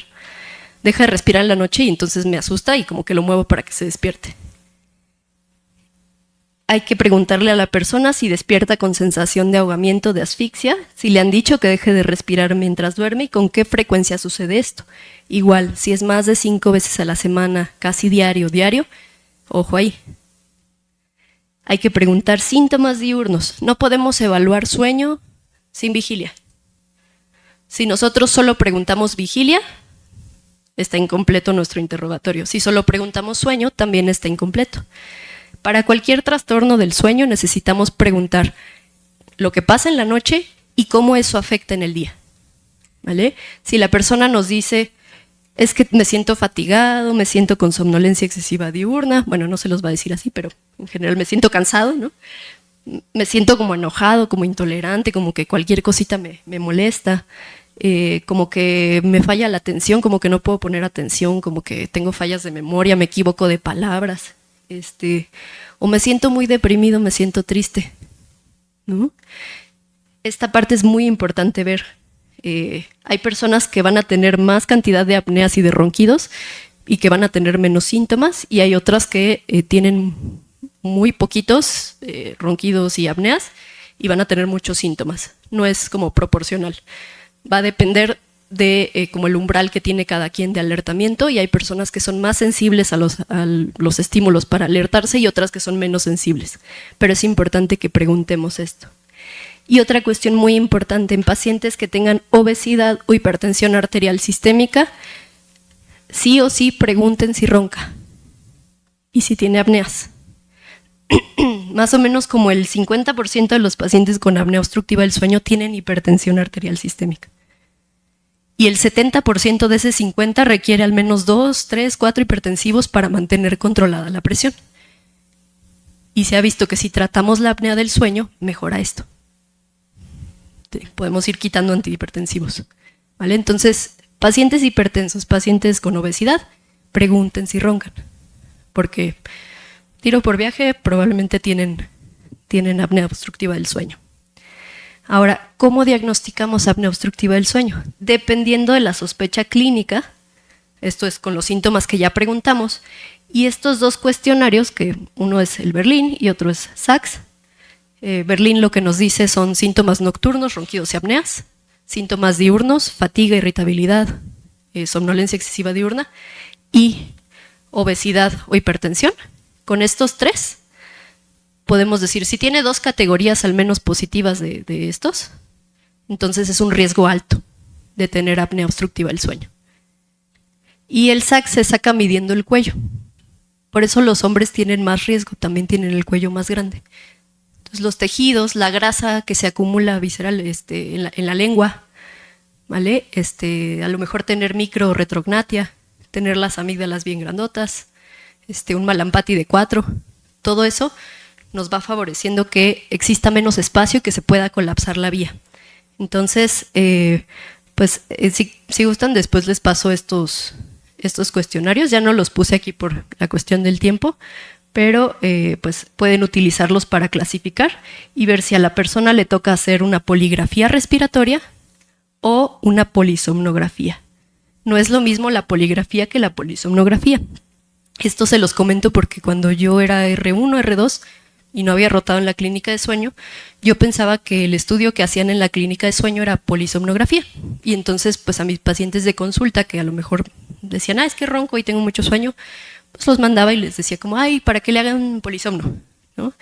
Pero realmente no es el estudio que les hacemos cuando es muy probable el diagnóstico de AOS. Para confirmar un diagnóstico muy probable, hacemos poligrafía respiratoria, que es este aparatito. Es como una banda, tiene su oximetría, una cánula respiratoria que mide el flujo, y la banda lo que mide es el esfuerzo respiratorio. Con esto podemos ver en una noche si la persona tiene más de 5 eventos respiratorios en una hora, entonces ya le podemos hacer el diagnóstico de apnea obstructiva del sueño, ¿vale? Ese es el estudio que toca. Si por los índices y la clínica es poco probable o hay baja probabilidad o riesgo de que tenga apnea obstructiva del sueño, entonces ahí sí toca polisomnografía, ¿vale? Ahí sí nos toca estudiar esta parte. ¿Cómo tratamos la apnea obstructiva del sueño? Con un CPAP. Entonces, metemos presión en la vía aérea, el aire a presión para que se mantenga abierta y cada quien necesita una presión diferente, ¿vale? Esto también lo hacemos en la clínica. Prestamos el CPAP por unos 4 o 3 días para poder saber el promedio de presión que necesita el paciente y con base en eso pues ya le damos su receta para que adquiera su equipo. ¿Son muy caros? Sí, son muy caros. Algunas personas pues les pueden proporcionar el dispositivo en el IMSS, en el ISSSTE, pero realmente pues sí es una inversión que vale mucho la pena hacer. El otro que me interesa mucho que sepan es síndrome de piernas inquietas. ¿El síndrome de piernas inquietas alguien lo había escuchado antes? ¿Sí? ¿Lo habían explorado? Generalmente no lo exploramos. Yo no lo conocí hasta que roté en la clínica. Entonces, lo definimos como una necesidad de mover las piernas que puede acompañarse de una sensación desagradable en las extremidades que es difícil de describir, que tiene un predominio vespertino nocturno, esto es muy importante, que empeora con la inactividad o el reposo y se alivia con el movimiento. Entonces una persona que nos dice es que como que me queman las piernas, como que me dan calambres, como que me pican, como que las siento incómodas. Una paciente una vez nos dijo que tenía temblor por dentro. Así nos dijo, es que como que tengo temblor por dentro y entonces las muevo y con eso se me quita. Y cuando me acuesto, pues me cuesta mucho trabajo quedarme dormida porque me empieza el malestar, entonces las tengo que mover. Entonces es muy importante preguntar esta parte porque finalmente puede prolongarnos la latencia de conciliación de sueño. No necesariamente eso se relaciona siempre con insomnio, puede ser que la persona no se quede dormida porque se está moviendo. Durante el sueño, o sea, este sería el síntoma en vigilia, que tengan esa sensación y quieran mover las piernas y con eso se alivie. Y en el sueño el síntoma es que la persona está pateando. Entonces si nuestro compañero o compañera de cama nos dice es que patea mucho en la noche, como que le hace así con los pies, con las manos, ok, empezamos a sospechar por ahí que también puede haber un trastorno del movimiento durante el sueño. Y estas pataditas, al igual que el estarnos ahogando en la noche, nos generan alertamientos. Entonces vamos cayendo en sueño ligero, N1, N2, ya vamos a entrar en N3, se relaja, nos ahogamos y me despierto. O voy cayendo en N1, N2, pateo, me despierto. Entonces nunca alcanzo a llegar a una fase de sueño profundo, a tener todo mi ciclo completo de sueño, porque me estoy alertando constantemente, ya sea porque me ahogo o porque muevo las piernas. El diagnóstico de este sí es clínico. Ustedes lo pueden hacer en el consultorio, no necesitan hacer un estudio, aplicar alguna escala. Existen y les puede ayudar. Pero finalmente el diagnóstico es clínico, ¿vale? Entonces, una persona que les diga, es que tengo mucho sueño durante el día, ya le descartaron AOS, ya le descartaron privación de sueño, pregúntenle si mueve sus piernitas. Y pues aquí a veces pedimos perfil de hierro, bueno, la mayor parte de las veces, porque se asocia con ferropenia, y cuando se asocia con ferropenia puede evitar la mejoría a pesar de que les damos tratamiento. Entonces ahí hay que suplementar con hierro, ¿sale? Entonces, pedir perfil de hierro, no para hacer el diagnóstico, sino como parte del abordaje porque es un factor que puede evitar que mejoren con el tratamiento.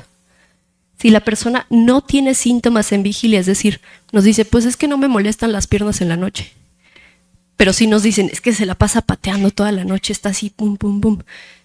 Bueno, aquí esto se llama trastorno por movimiento periódico de extremidades. Y el diagnóstico ahí sí necesitamos una polisomnografía. Ese podemos sospecharlo clínicamente, pero para hacer el diagnóstico necesitamos ver la polisomnografía y ver pues con el electrodo que está aquí en la pierna o en los brazos que se está moviendo, ¿vale? ¿Con qué lo tratamos? Con gabapentina, pregabalina o pramipexol también puede ser. Y si hay ferropenia, suplementamos con hierro. ¿Sale? Entonces, pues en este caso, ya nos dijo el paciente o la paciente que pues realmente no tiene nada de esto.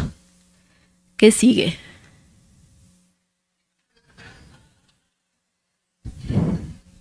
Aquí rezarle al doctor Jiménez Genchi podría ser una opción, la verdad.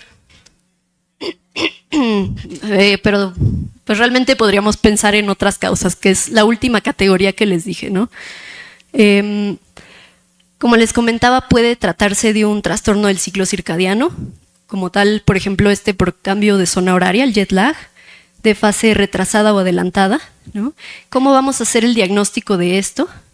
Con un diario de sueño, ¿sale? Un diario de sueño de los de barritas, esos nos pueden ayudar mucho. Entonces, si la persona nos dice, es que yo por mí me dormiría tarde y me despertaría tarde, porque en la mañana me despierto y me cuesta un trabajo despertarme, levantarme de la cama, me cuesta tanto, y estoy ahí en la computadora o en el trabajo y me estoy quedando dormido como hasta las 11, 12, ya empiezo a agarrar como que me empieza a girar acá y ya me siento mejor, y me siento súper bien a las 12 de la noche.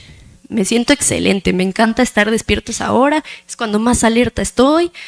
Ok, entonces esa persona tiene algunos datos de que tiene una fase retrasada del ciclo de sueño-vigilia, ¿no? Es muy frecuente en personas que tienen algún trastorno del neurodesarrollo, TDA, autismo, ¿vale? Entonces, justo, si tienen una paciente con TDA, yo les diría, recomendación, o con autismo, pregúntenles por insomnio y por trastornos de fase, del ciclo circadiano sueño-vigilia, ¿vale? Ese es un tip por ahí, porque es muy frecuente. Las hipersomnias centrales, como les había comentado, también pueden ser una causa. Es menos frecuente, pero pueden ser una causa de que la persona tenga sueño durante el día. Entonces, si ya descartamos todo esto y aún así la persona nos dice, me estoy quedando dormido y no puedo, y de plano, incluso a veces me ataca el sueño y ni siquiera tengo síntomas antes, como que solo me duermo y ya, o incluso pierdo el tono cuando me río, cuando me emociono. Esos son síntomas que nos pueden estar indicando que la persona tiene un trastorno per se del alertamiento y el sueño, ¿vale? De la vigilia y el sueño, los sistemas que regulan eso. Entonces, lo que podemos hacer es hacerle una polisomnografía con una prueba de latencias múltiples. Igual, el abordaje, es como van siendo de descarte, ¿sale? Porque ya son más raras.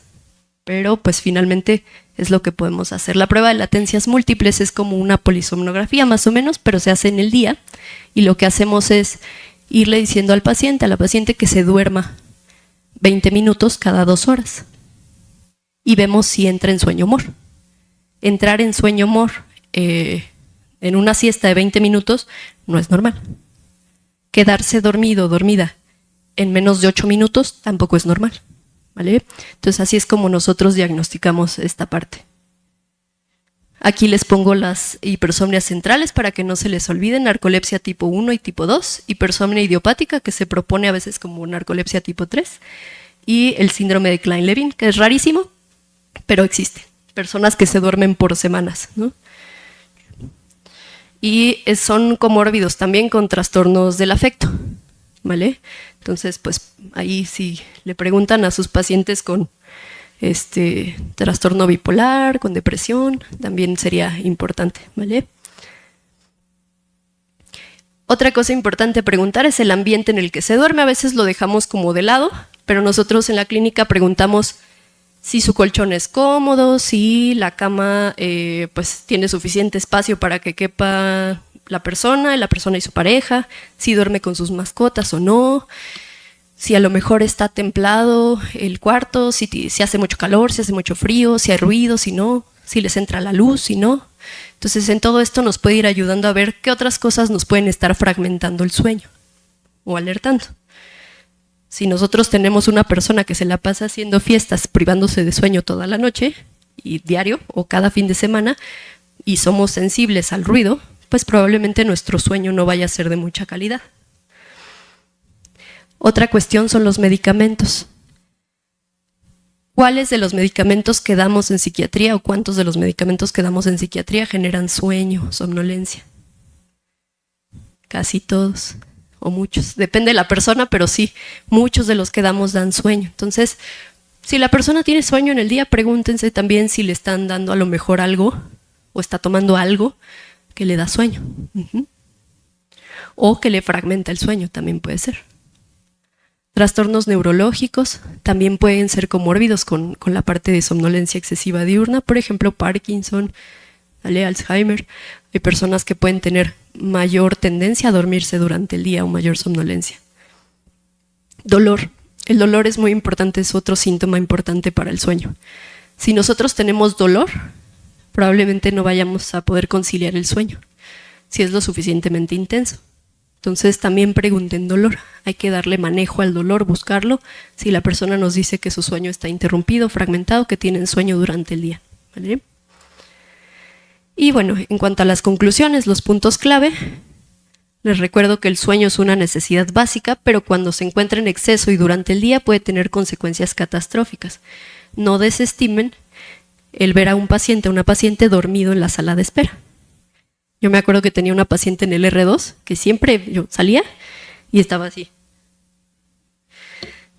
Y siempre le preguntaba y siempre sueño, hasta que un día se me ocurrió decirle, oiga, ¿y usted ronca?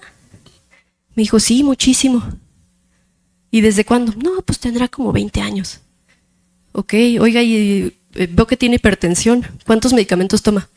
Pues 3, pero a veces todavía se me sube. Ok, entonces la mandamos a sueño. Tenía apnea obstructiva del sueño, hacía como 30 pausas en la respiración en 1 hora, ¿no? Tratamos la apnea del sueño, pues ya está mejor, ¿no? Lo sé porque la vemos en sueño. Uno de los síntomas clave en medicina del sueño es la somnolencia excesiva diurna, ¿sale? Entonces no se les pase, es un síntoma diurno de esta mitad de la vida, sueño, vigilia. En vigilia no se les pase preguntar si la persona tiene sueño, porque eso puede indicar un trastorno del dormir o que algo está pasando en la noche. No porque no estemos conscientes durante el sueño, significa que no es una parte importante. La principal causa de somnolencia excesiva diurna es la privación de sueño y otras causas muy comunes son apnea obstructiva del sueño y síndrome de piernas inquietas. No tratar cualquiera de estas dos aumenta el riesgo de muerte y de complicaciones. Entonces, por favor, pregúntenle a sus pacientes si roncan o si mueven las piernas. ¿Sale? Si se van con algo de esta plática, que sea esto. ¿Sale? Las causas, pregúntenlas. La historia clínica y el diario de sueño nos ayudan a hacer el diagnóstico o orientar la sospecha en la mayor parte de los casos. No hay que saltárnoslos. ¿Sale? Y puedo plantear cualquier duda que tenga si la CR5 de la clínica de sueño, si lo necesito. Les reitero que si en algún momento tienen duda, si a lo mejor dicen, no, esto la verdad es que pues con una plática de 1 hora increíblemente no me quedó claro, no fue suficiente para aprender del tema, es completamente entendible, es muy poquito tiempo y realmente no me siento confiada para manejar esto, nos pueden preguntar. ¿Sale? Pues tienen nuestro teléfono, bueno, al menos el mío y creo que el de Grace también. Entonces, pues por ahí nos pueden mandar mensajito. Si tienen dudas con respecto a ustedes mismos, también pueden hacerlo, familiares también, ¿sale? Entonces, por ahí les dejo abierta la puerta para que pregunten. Y sigue mi compañero Alfredo Castilla con el manejo de pesadillas. ¿Ya se cansaron? ¿O más o menos? Ok, a mí me corresponde hablarles sobre el trastorno por pesadillas y el tratamiento no farmacológico, especialmente hablando de la terapia de ensayo con imaginación. Específicamente hablando del registro de ensoñaciones, ¿no? Del trastorno voy a tocar algunas generalidades, pero sí me interesa que conozcan cómo se llena este registro, para qué sirve, qué beneficios tengo en estos pacientes que tienen trastorno por pesadillas, ¿no?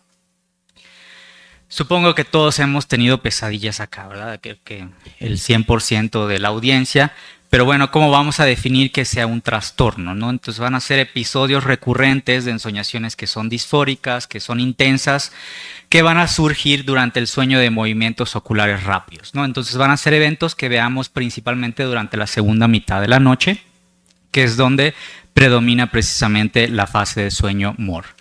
Podemos tener ensoñaciones en la fase de sueño no MOR, o sea, en la primera mitad de la noche. Sí, sí se puede, pero suelen ser ensoñaciones poco claras y no solemos recordarlas tanto como las que tenemos durante el sueño MOR, ¿no?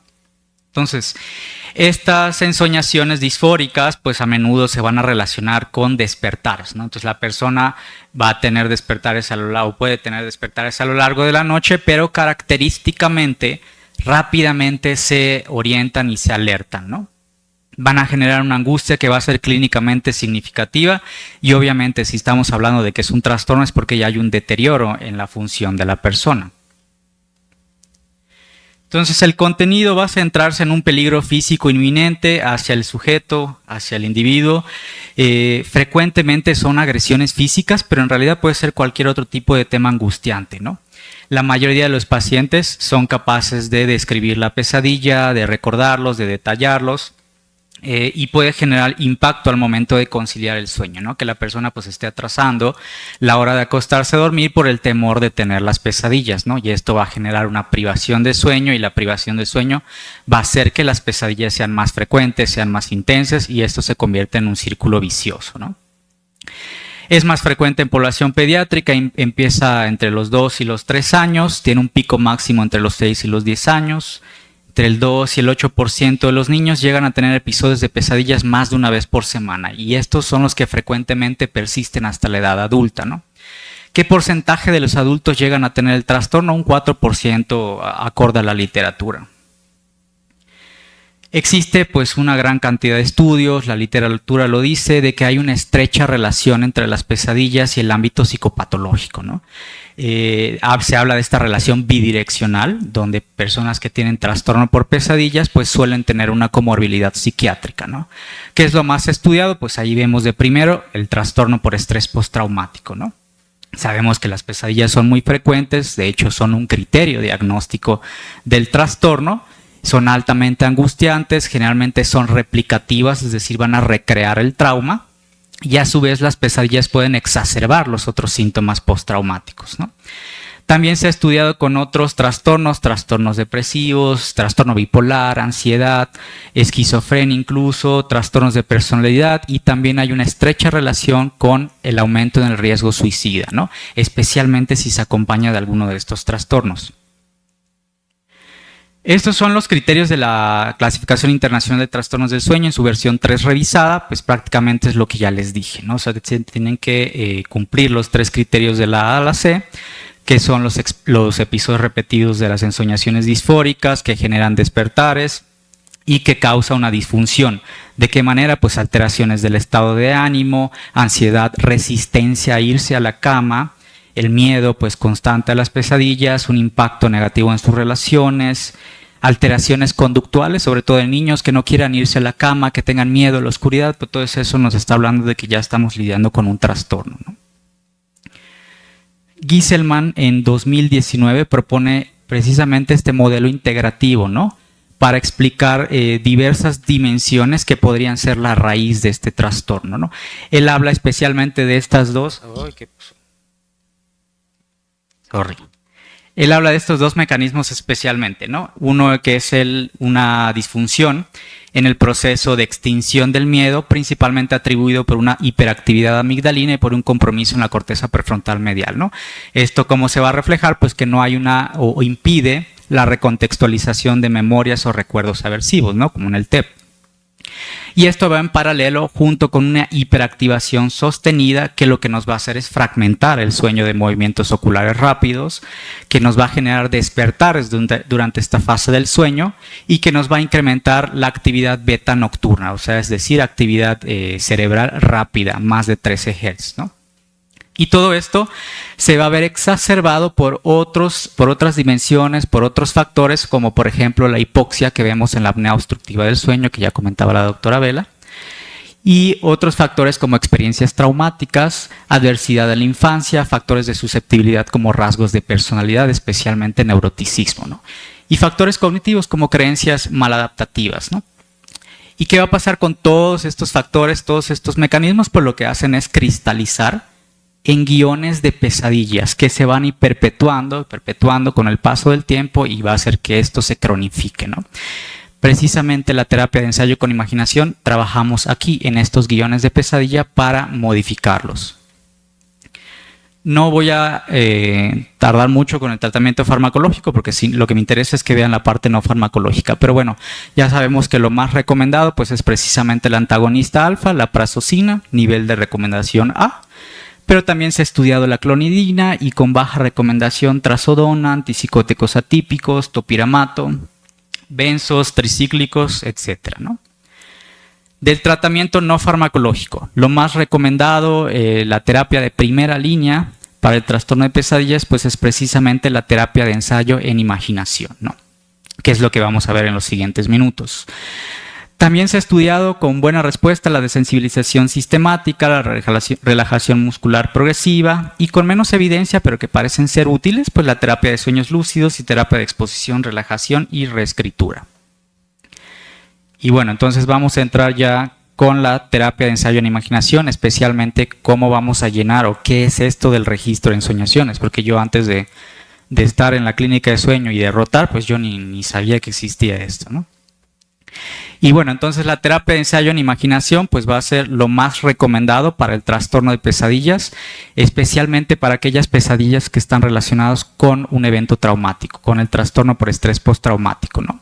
Entonces nos va a permitir a nosotros como clínicos acceder al contenido de la pesadilla, qué emociones están relacionadas. También nos permite identificar qué cogniciones negativas, pensamientos disfuncionales tenga la persona con relación a los eventos traumáticos, ¿no? Además de reducir las pesadillas en intensidad y frecuencia, pues también nos puede ayudar a reducir síntomas postraumáticos, ¿no?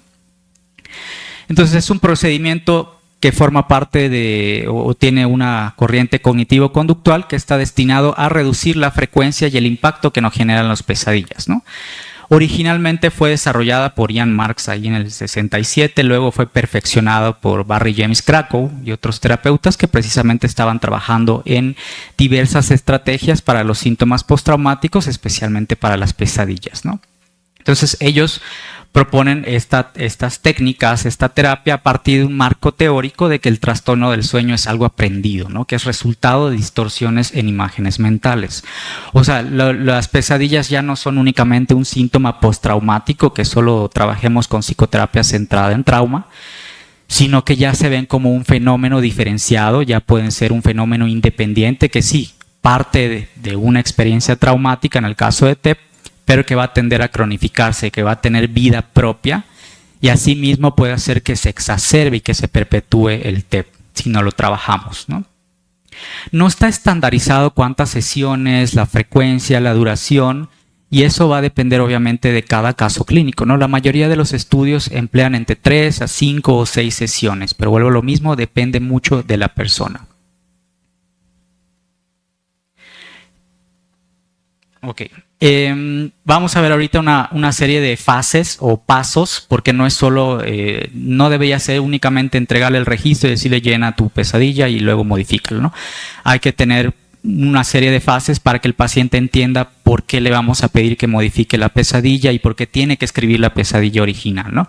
Entonces lo primero que vamos a hacer al momento de implementar esta terapia es una psicoeducación, ¿no? Le vamos a dar al paciente o a sus familiares si están con él una información sobre las pesadillas, cómo aparecen las pesadillas, la asociación que tenga con experiencias traumáticas si estamos hablando de un TEP, en qué consiste la terapia de ensayo con imaginación, qué es un registro de ensoñaciones, qué beneficios va a haber, ¿no? También es muy importante hablarles sobre las medidas de higiene de sueño, que ya vimos que no es un tratamiento, sino que es complementario. Y en dado caso que la persona ya tenga síntomas de insomnio relacionados con las pesadillas, hay que explorar si hay conductas desadaptativas que puedan perpetuar ese insomnio, como cuáles que estén atrasando la hora de acostarse a dormir por el temor a tener las pesadillas, que duerman con la luz encendida, con la televisión encendida o que estén tomando siestas matutinas frecuentes para compensar la privación de sueño que tengan, ¿no? Muy importante durante la primera fase no crear expectativas de en cuánto tiempo van a responder. Hay grandes diferencias individuales, cada uno tiene sus propias pesadillas y depende si tienen solo un trastorno por pesadillas o es relacionado a un TEP o hay otra comorbilidad psiquiátrica. Entonces, acá va a variar de sujeto a sujeto, ¿no? La segunda fase, entonces ya le dimos toda la información, ya le explicamos para qué sirve la terapia, entonces viene la fase de aprendizaje, ¿no? Entonces acá, ¿qué vamos a hacer? Vamos a ayudar al paciente a trabajar con sus imágenes mentales. Esto con el fin de que pueda construir y reforzar imágenes positivas, agradables, que le permitan enfrentarse a la pesadilla original más adelante, ¿no? Krakow propone diversas estrategias precisamente para desarrollar esta habilidad de poder imaginar cosas pues agradables, positivas, ¿no? Entonces nosotros podemos decirle al paciente, oye, ponte lo más relajado posible, en una postura cómoda, cierra los ojos, imagina algún lugar agradable donde te gustaría estar, no sé, la playa o en un bosque con familiares, con amistades, y de ahí lo vamos guiando, le vamos diciendo, oye, ¿qué es lo que ves? ¿Qué es lo que visualizas? ¿Percibes algún color? ¿Estás acompañado de alguien? ¿Percibes algún olor? ¿Algún sabor agradable? ¿Qué sientes con las manos? ¿Qué sientes con los pies? Entonces vamos a trabajar sobre estos detalles sensoriales con el fin de que la persona vaya adquiriendo esta habilidad de generar imágenes vívidas y placenteras, porque eso nos va a servir al momento de modificar la pesadilla, ¿no? También le podemos decir que se repite internamente palabras positivas, ¿no? Cualquiera, seguridad, paz, falta de miedo, cualquier tipo de frase. Y esto que lo asocie con estas imágenes mentales positivas, es decir, que cree un diálogo interno positivo, ¿no? Algo que hay que tener en cuenta, como estoy hablando en general de los pacientes con TEP, es que, pues como vamos a trabajar con esta parte de la imaginación, pueden aparecer imágenes mentales intrusivas relacionadas con la experiencia traumática. Entonces tenemos que estar preparados, enseñarles estrategias de autorregulación emocional, estrategias de respiración, y precisamente por eso hay variantes de la terapia de ensayo con imaginación donde la combinan con la relajación muscular profunda progresiva, especialmente en esta segunda fase. Entonces el paciente ya sabe imaginar, prácticamente ya sabe hacer imágenes mentales bonitas, con muchos detalles sensoriales, pues ya procedemos a la tercera fase. Vamos a seleccionar la pesadilla sobre la que vamos a trabajar, que puede ser la más perturbadora o la más frecuente, pero generalmente estos aspectos pues suelen coincidir, ¿no? Si la persona le cuesta todavía trabajo enfocarse en esa pesadilla tan perturbadora, pues podemos iniciar con la de menor intensidad en caso de que sean varias pesadillas e ir escalando hasta llegar a la más intensa. Entonces ya seleccionamos la pesadilla, entonces la cuarta fase es donde entra el registro de ensoñaciones. El registro realmente puede ser cualquier formato, puede ser una libreta, puede ser una hoja en blanco que tenga los apartados, pueden adornarlo como quieran. Lo ideal es que tenga dos apartados. Un apartado donde va a describir la pesadilla original, que es la que le está causando tantos problemas, y un segundo apartado donde va a modificar el contenido de esa pesadilla, que lo vamos a ver en la siguiente fase. Entonces, en el primer apartado del registro, le vamos a pedir al paciente que describa la pesadilla original, la pesadilla más intensa, con lujo de detalle. Le vamos a pedir que describa también dónde comienza y dónde termina la pesadilla, a diferencia del recuerdo de su experiencia traumática. Eso es muy importante. Si en la pesadilla original hay segmentos que son ricos en detalles sensoriales, y percibió olores, y percibió sabores, escuchó sonidos, todo eso es muy importante que lo describa en este primer apartado, ¿no? Algo que hay que verificar muy bien cuando el paciente escriba la pesadilla es que describa la experiencia de esa pesadilla y no un relato de la experiencia traumática. Eso es muy importante tener en cuenta en el caso de TEP, ¿no?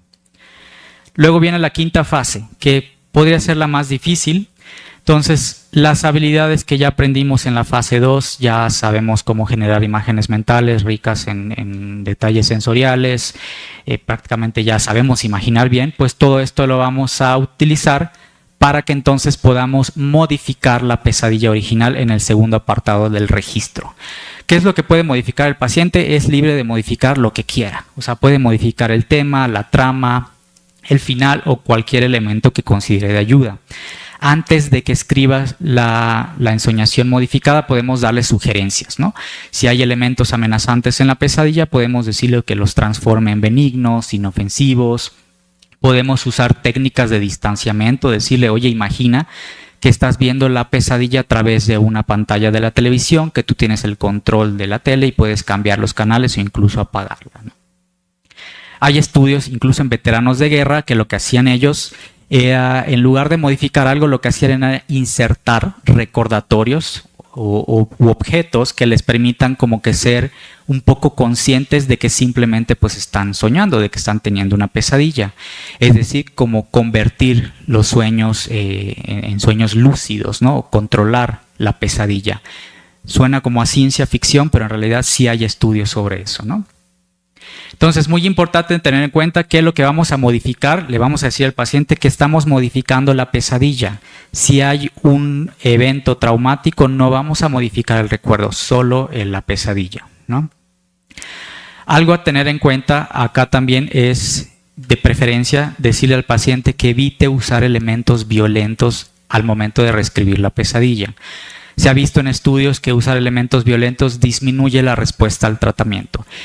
¿Y esto por qué lo digo? Porque pues sí hay casos que pues al momento de reescribir la pesadilla pues parecía un cuento de Stephen King o de Clive Barker, estaba pues muy sangriento y grotesco y pues realmente a lo mejor no va a tener la misma respuesta al tratamiento que si usara elementos agradables. Entonces es muy importante que antes de que escriba la pesadilla hacerle estas recomendaciones.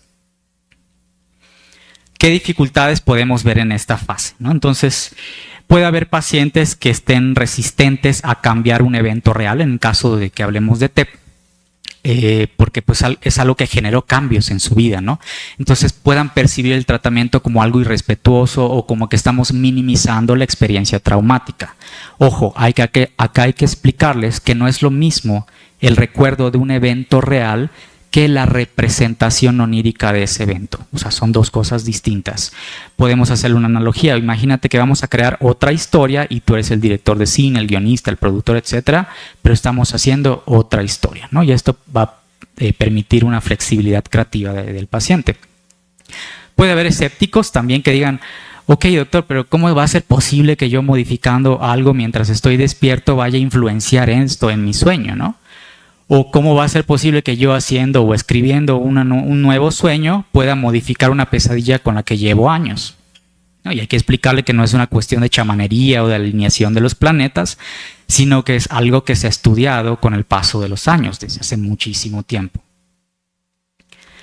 Krakow advierte en contra de sugerir cambios cuando el paciente ya escribió la nueva ensoñación, que es lo que yo les comentaba. Entonces, si ya hizo la modificación, pues hay que evitar decirle, no, pues cambia esto o esto mejor, ¿qué tal si lo quitas?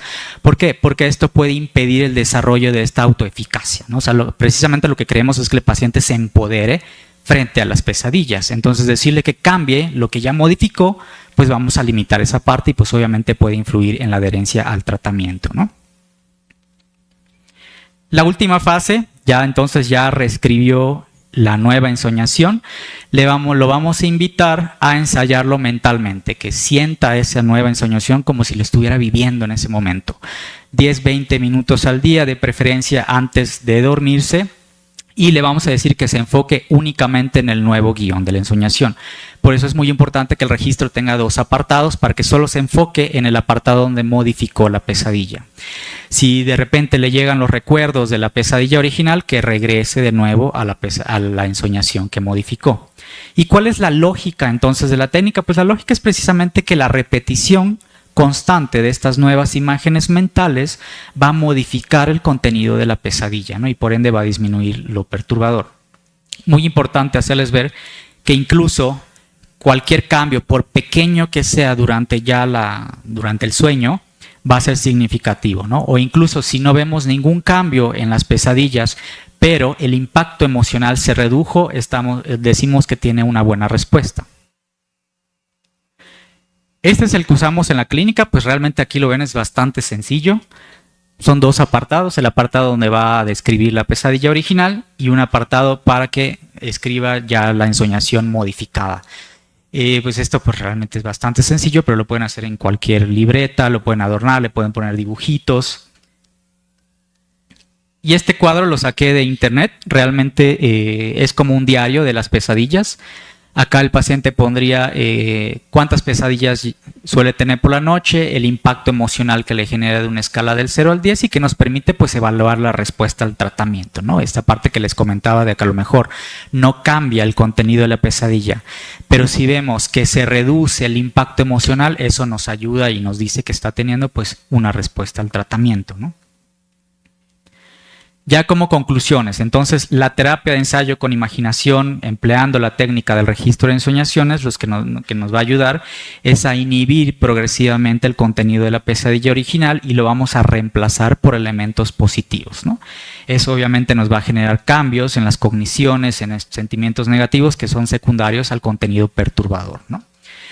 Y pues para que tengamos siempre en cuenta que la terapia de ensayo con imaginación va a ser el tratamiento de elección, no solamente para el trastorno por pesadillas, sino para las pesadillas que están relacionadas a un trastorno por estrés postraumático y en general para cualquier otro tipo de pesadillas que ya estén generando una disfunción del paciente. Y eso es todo.